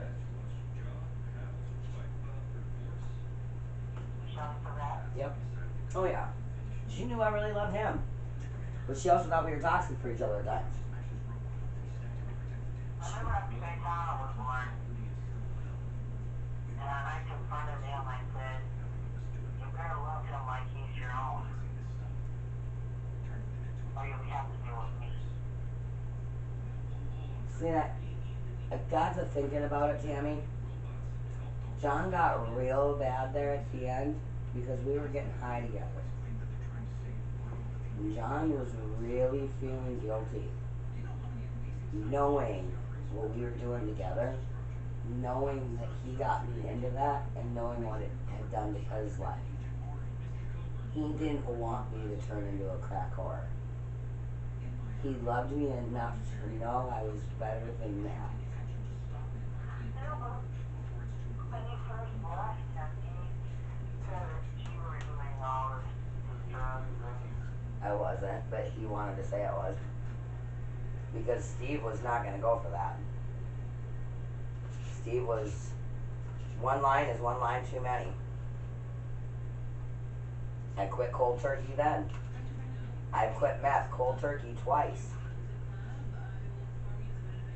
I didn't need rehab. When I was done, I was done. I have motivation. I have reason to not. There was... I'm not chemically dependent.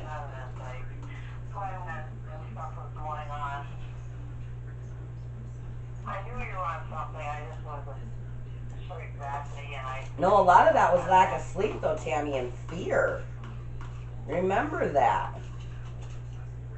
When I'm not getting to sleep because I'm afraid for my safety, I had no idea at that point, even when I was first talking to you, that I was being raped. But I was just afraid of what was going to happen to me when I did. Where was I going to go? Remember, I slept in my car. You told me that area was safe to stuff with you while this was happening, that they would have touched her. That's fucking bullshit. Yeah, I know. Those kind of people don't care. I know that now. I don't believe, but, you know, who knows now? I mean, I'm praying to God that Who knows? doesn't happen to her because... I know. You think I'm gonna feel good about it? You think that's gonna make me feel like a mom of the year? But I think she needs to be checked. You know, the sooner that happens, and if, you know, the sooner they deal with what's going on, you know, she needs to be helped. But that's where I need you. That's where I need Grandma. That's where I need the squeaky wheels. I cannot be the squeaky wheel anymore. They have deemed me mentally incompetent. I will not be taken seriously. I heard, and then it'll be your voice too. I need you guys to be. I need you guys to get Rhea involved. Ella, All the family, Papa, it has to be squeaky wheels. It has to be people that have known me my whole life that can say, no, she is fucking traumatized. She is going through hell. That woman is being hurt. I know my family member. The only reason I was able to be such a target is because I don't have anybody. I'm alone. If I had family, they couldn't have done this to me, Tammy. I need Nick, Zach, Caddy, whatever, whoever, whomever, however. You guys don't answer, have somebody else call the next day. We have a big family. There's no reason that my family can't rally behind me. For once, I've never asked anybody. I don't care. Do what you gotta do. Share it with everybody. I don't want it. You know, I am not embarrassed about what somebody did to me. I'm not ashamed about what somebody did to me. I'm ashamed that I have to ask my family to listen to me be hurt like that. But I need my family.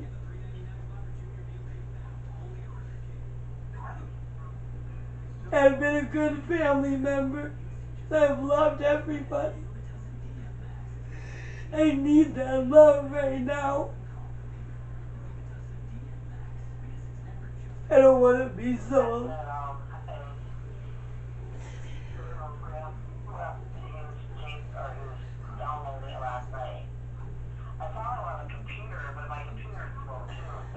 I know, and it's such a big file. And that's why I need you guys to even contact senators, the governor, and you know, I can even give you a number for the governor's office and a lady's name that you can call and talk to because they've been even concerned about my mental health. And you can tell her that, look, no, I believe in my niece. Something really bad is happening to her and I'm scared for her. And I know she'll believe you. I know she'll believe you. Because I know she believed in me.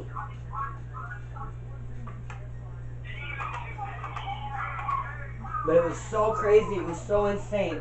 And they even ramped it up so bad when I was trying to get a hold of her that, I mean, it really did. It made me look so bad. I was hiding in the trunk of my fucking car that night. It was the night actually even after I called Papa and I was followed by a fucking cop for 45 fucking minutes.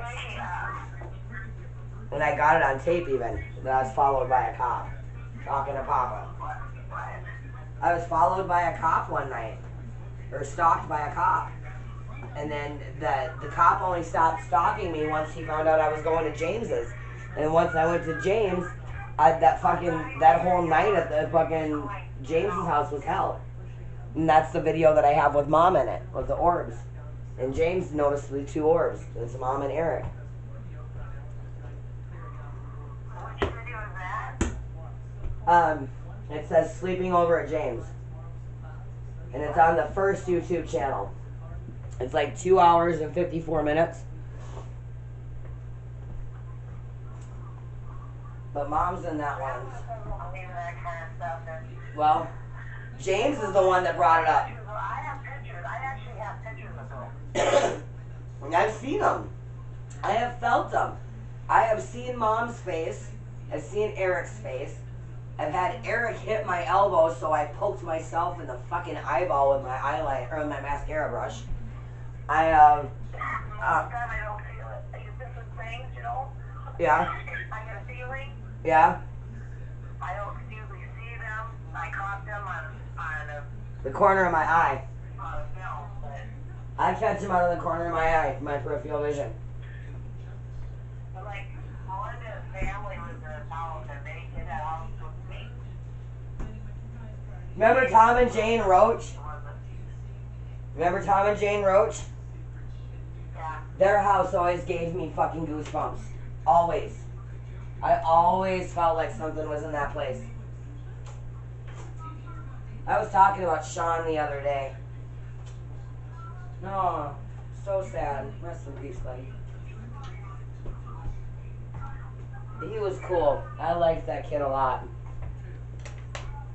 I remember having the biggest crush on him. I'm thinking he was so cute.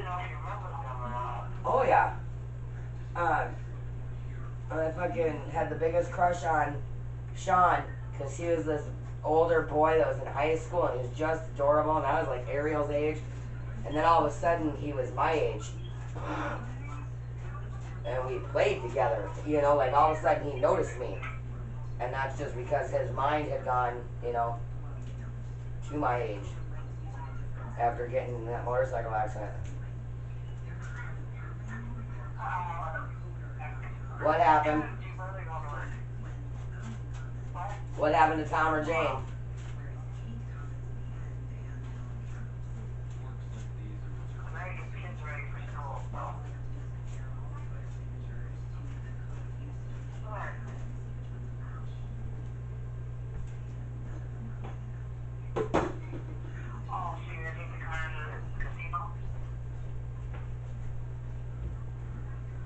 I'm telling you, I told you you're supposed to be checking insurance agents. I want you to. Is that Zach? Is that Zach? Transfer info, yeah. I love you! Yeah, because love you. Love you too. You better.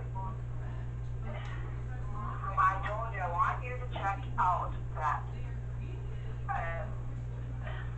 That's to the point where everybody's got to pay their phone bill because there's no ifs, ands, or buts. Because we got my insurance is Cat and I read it.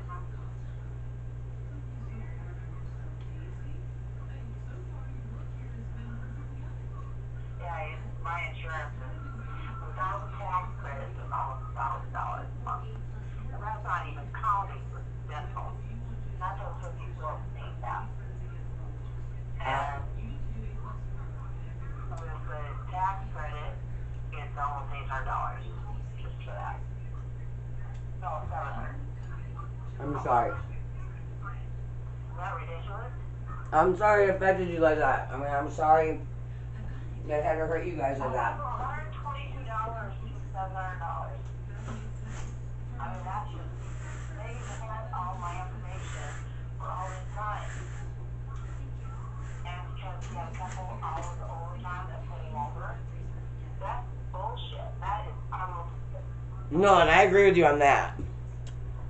I mean, I can't, we can't afford it. Right. You know, supposedly, I mean,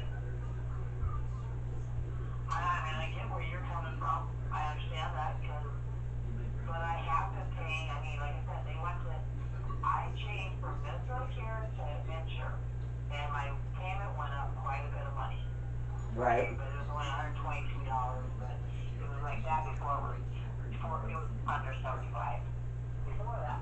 So when it went to $122, it's like, well, that's okay, you know. Right. I can handle that. Right. And then all of a sudden, I'm not paying Venture no more. I'm paying Minnesota Care again, and they're canceling me, and so I have to go to Venture. So what kind of legal shit to read is full? And I paid the bill, and all of a sudden I had a whole month without insurance, but I paid it. I paid my $122, so they're sitting with my money. I mean, that's bullshit too. Right. Never pay me back. That's the insurance company. Yeah, I said that's the insurance company though. That has nothing to do with Obama. No, I know, but that's not Obama or Obamacare. That's some fucking shady ass shit from the insurance company. You know. Yeah, but it's thinking. The government in Italy and stuff, people die waiting to be treated. I know. I mean, the kind of insurance we want somebody to have, you're not gonna, people are sick and not gonna be able to see the doctor. But No, he's trying to make it so people can afford it. That's not affordable. But, What we're paying is not affordable. right, and I know that, and I'm sorry for that. What he did was shitty, in that sense, or it was a miscalculation or something. I don't know exactly. I can't speak. I can't. And they keep paying each other. They keep making raises and getting their money, but Oh, that's the Senate and Congress. That's not him still. He wanted the tax break. He was willing to pay it himself. He wanted to pay that for himself. He was fine with having to pay higher taxes. He was game if it meant less taxes for you and me. Congress would not meet him on that, Tammy. Because that meant they had to pay more in taxes. I remember that clear as a bell, because that's when I actually fell in love with him as a president and said, thank you for being like me. Thank you for being willing to take the hit for me. Thank you, because that is so cool. And how many other rich people would be willing to do that for me? And no, none of them other rich motherfuckers were willing to.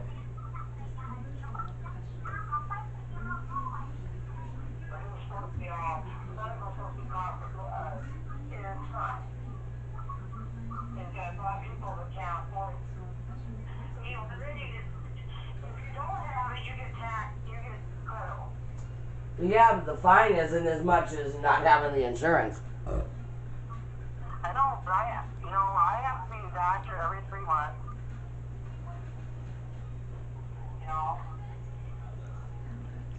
Not that I go to the doctor every day or nothing, but... Right, no, I understand. I already did my taxes. If something happens, I have to be able to be seen. Right. I already did my taxes. You did? Mm-hmm. I'm only gonna get like $2,300 back, but that's right. Bobby can't claim them kids. Because technically, Bobby's not his custodial parent. Nino was on my food stamps all the way up until they were taken. So he can say he was staying with them, but all I have to say is I was paying for him to be there. I was supporting my kid. And he's not a legal custodial parent of him. He's now a foster parent.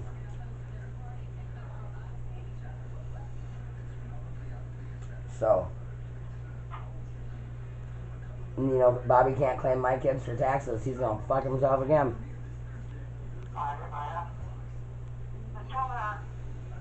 I claimed both my kids even. Fuck him. No, he made me have to pull the gloves off. When this is over, he'll be having supervised visits. He'll be going through this shit. Watch him see it. See if he can do it. See if he can be the man I am. But my ball, I'm not. I don't have the right equipment. Bobby had to pull this shit in the dark because if it was one-on-one, fist to fist, he knows I'd kick his fucking ass. He knows I would beat the fuck out of him, Tammy.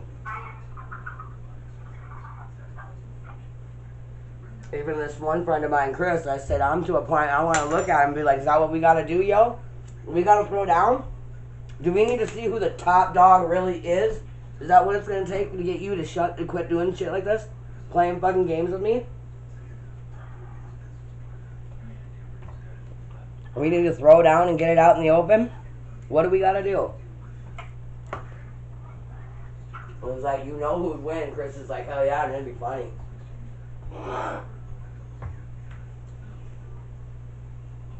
Bobby's a chump.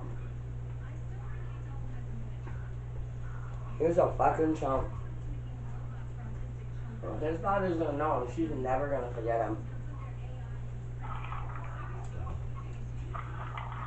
Well, she is gonna know. Yep. Yep. And that's why I'm even careful about the messages I send him. that it's not ranting, it's not raving, it's not super vulgar, and you know, because I know he's gonna try to use that against me. And nobody in their right mind not gonna be able to justify how I feel. You know, everything I love that I've worked for has been stolen from me. Yeah, I'm fucking pissed.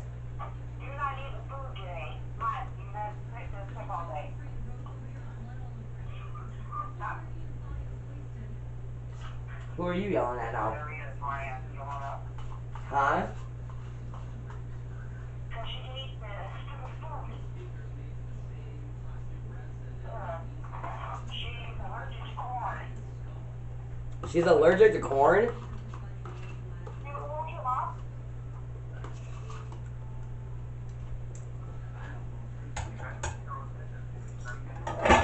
Hi, Nikki.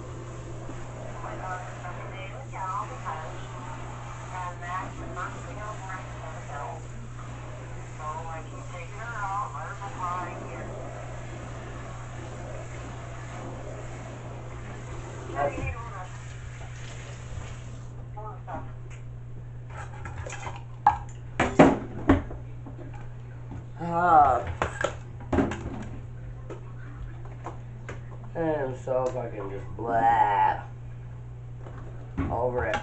I want this shit done with, Tammy. I want my fucking life back, or at least something of a life back. I miss not having kids. I miss not having a purpose every day. I miss not having things to take care of that need me.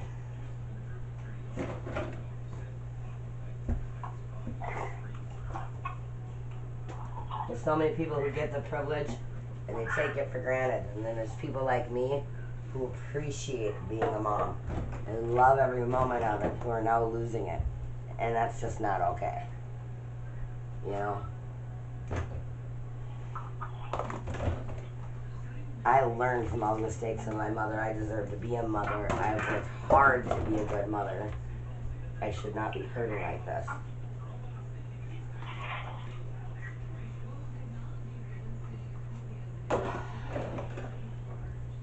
God will make it right in due time. I know He will. Just blah.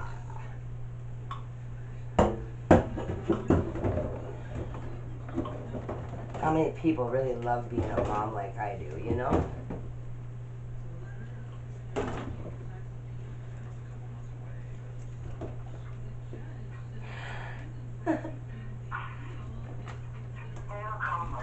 I know, it really hurts some days, Tammy. I miss my kids.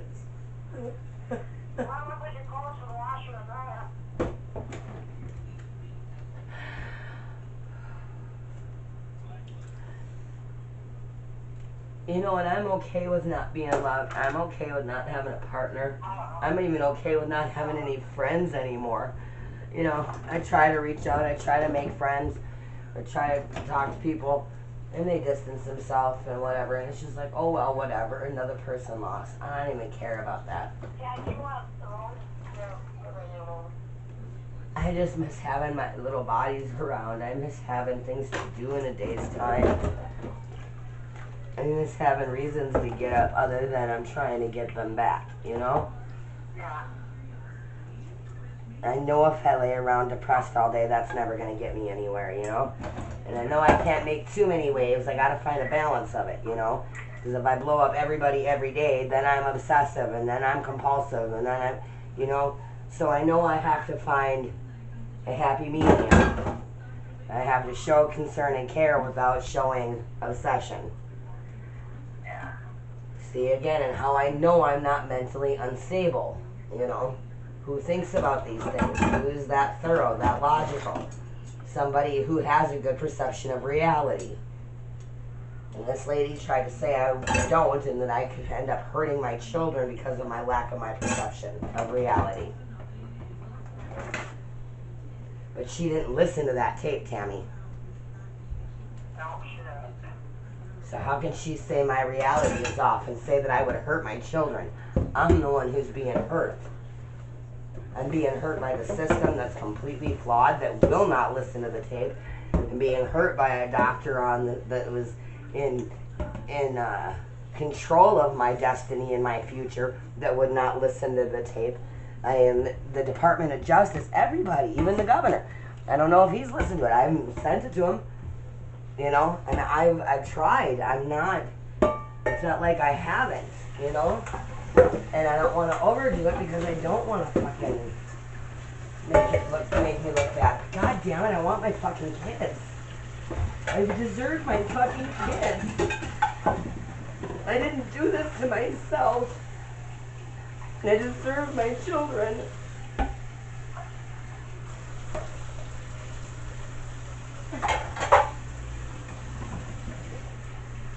I tried to stop this. I called everybody, all the right organizations. I tried to talk to the right people.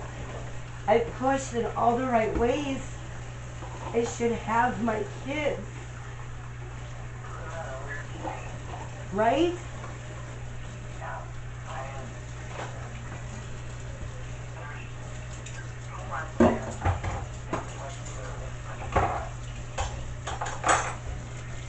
People are...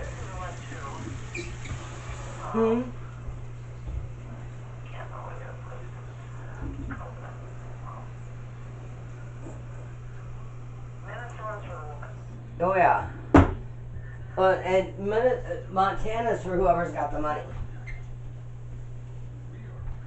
Or whoever puts in, actually I should say, take the back. Whoever puts in the parenting plan first. But technically, I had the first parenting plan. And amazingly, along with the deed to my trailer, my parenting plan went missing from a locked filing cabinet.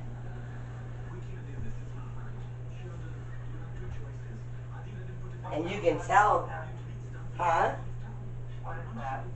My locked filing cabinet in my house. And my landlord's trying to say that, my landlord is trying to legally steal my trailer because I never got it changed over into my name. So he took my deed, but then a signed copy of my parenting plan went missing too. So it looks like we never had one. Custody order. Essentially, it's a custody order, but it's called a parenting plan. How do you plan on parenting the children? So Bobby is trying to make mine go obsolete so that it would look like he put one in. He purposely tried to drive a wedge between me and Tom, too.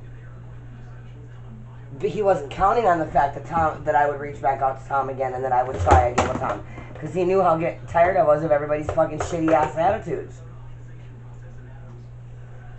He wasn't counting on my loyalty and love for a man that gave me the ability to take care of my children for life. Because I quit on Bobby. So because I could quit on Bobby, that meant I could quit on everybody. No, I quit on him because he was a fucking prick.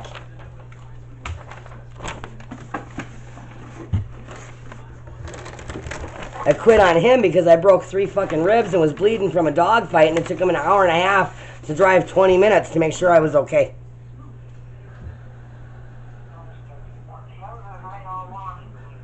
I know. I know. Oh, I promised her to get back to Jonathan. I won't keep them from her.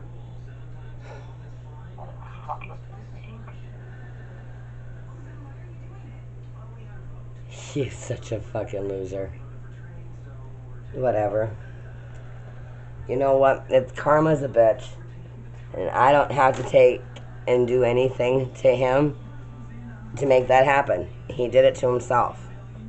And I I can... can't believe that they're letting the kids stay in the fucking camper or the campground. Oh, it's perfectly legal here. Are you kidding me? Yeah. It should be. Two-bedroom camper. He got a bigger camper. I don't know how big it is. I don't know how big it is. But that's one of the things. Whoever... I know that the guy that Mike lives with is a millionaire. I believe Neil is the funding of it. I bet you Neil bought him that camper, and it's a really nice bigger camper. I haven't even seen it.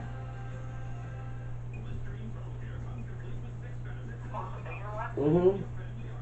And I'm telling you right now, Bobby could not look me in the eyes in the courtroom. Bobby is well aware of what is being done to me. I think Neil molested Bobby when he was growing up, going through Boys and Girls Club. I think Neil molested Mike, too. I think Neil's been sculpting these boys since they were a young age. Oh, yeah, you came, right? Yeah. And Bobby told me when he was molested, it didn't bother him that much because Neil, or whoever, or he didn't say the guy's name, whoever did it to him bought him things.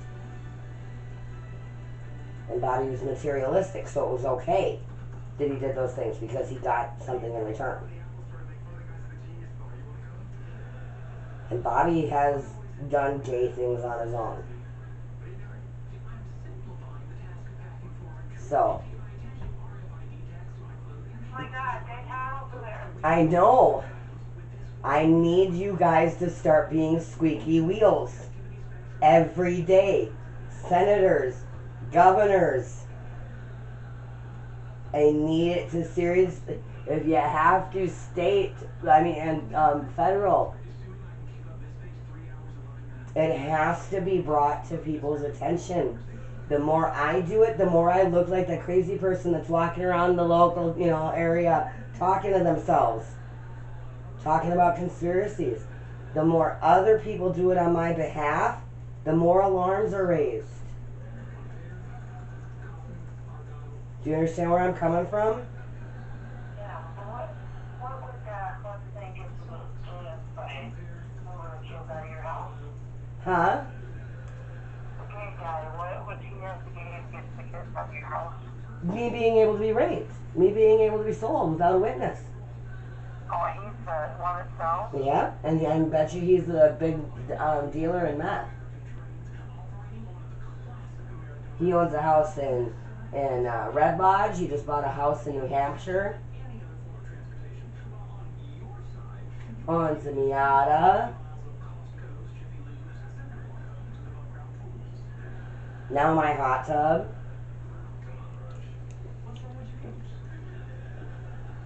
I'm telling you, Tammy, this is a big fucking ring. And it is very, what the fuck, it's very insane. And if I am the only person who's saying anything where it makes any sense, then I am the crazy person. But if other people are like, look, at first I thought she was crazy, and then I started thinking about it, and it's like, man, it makes some sense, and I'm really starting to get concerned for her. The two big things that are here are the Mexican cartel and meth.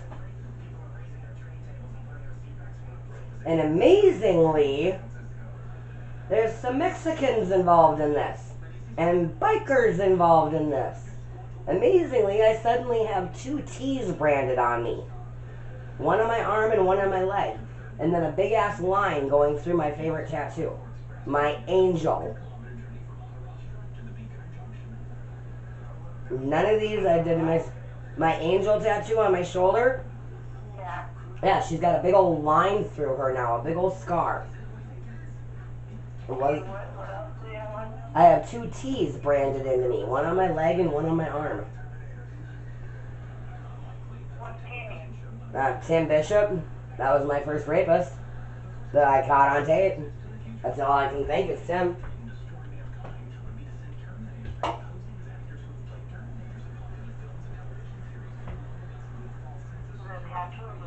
It's just scratched into me. I've scarred deep.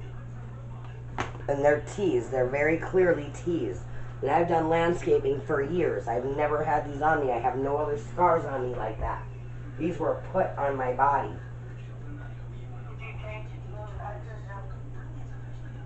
Nope. Why? To be laughed at again? What? Oh yeah. I'll take pictures and I'll send them to you. And then you can forward those to Nona and Papa. I'm serious. What I'm going through is fucking real. And I am so tired of being alone on this. Because the only reason I do not have my children, the only chance I stand of having my children back on Valentine's Day is having my family behind me. Having people that are willing to be on the phone in the courtroom saying, no, I can't be there because it's distance and whatever else. But that is my family. I know she's the same person she's always been. She's been traumatized. She's been hurt. I believe in her. And I want my nephew and niece back there. Or I want my grandkids back. It's the only chance I stand. But without that, I'm fucked. And I can't convince anybody. They gotta believe me. They gotta do it on their own. Because I've tried to convince everybody. I've tried to plead my case. And the more I plead it, the more insane I sound. And I can't blame anybody.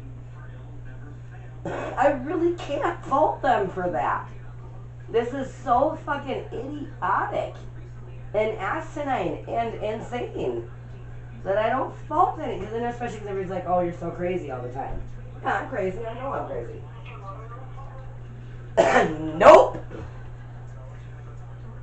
Not once. Oh, that's familiar. Right? Thank you very much.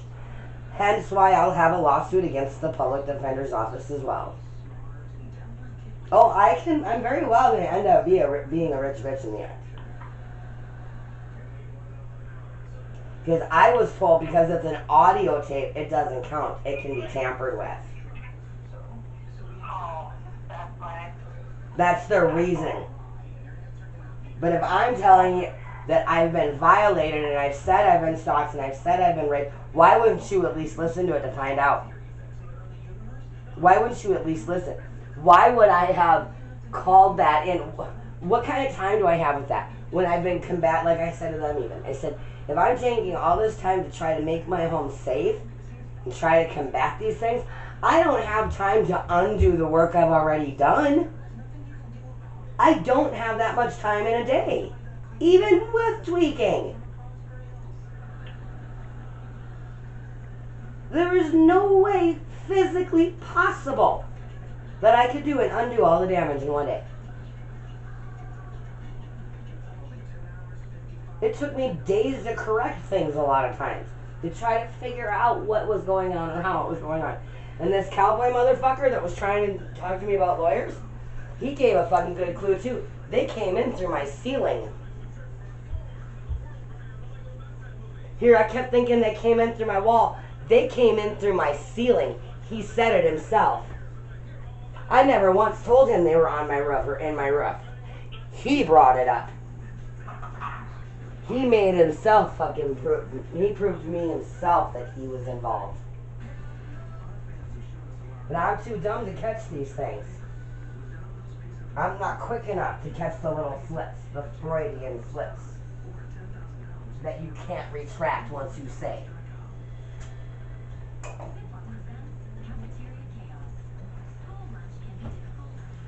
And I questioned if they came in through the ceiling. I knew they climbed around in the ceiling.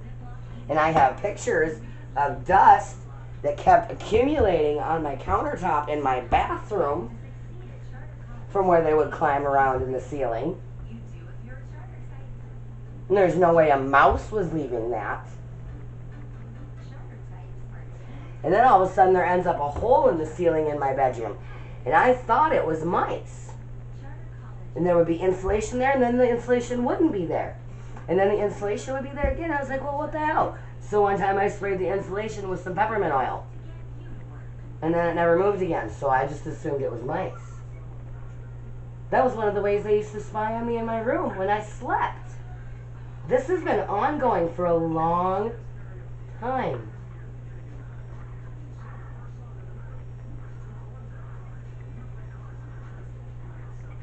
Makes sense, don't it? Better do with their time. Nope. They can't get a real one. They can't get a woman on their own or what? It's a game. It's a game for them.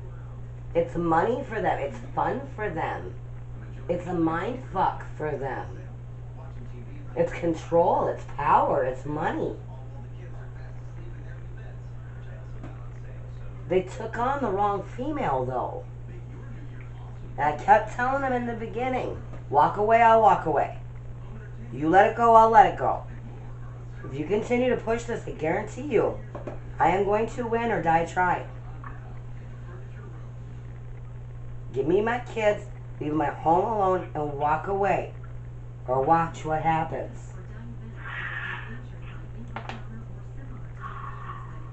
That's why when I gotta go places like the post office, I call you. That's why when the cops are called, I call you.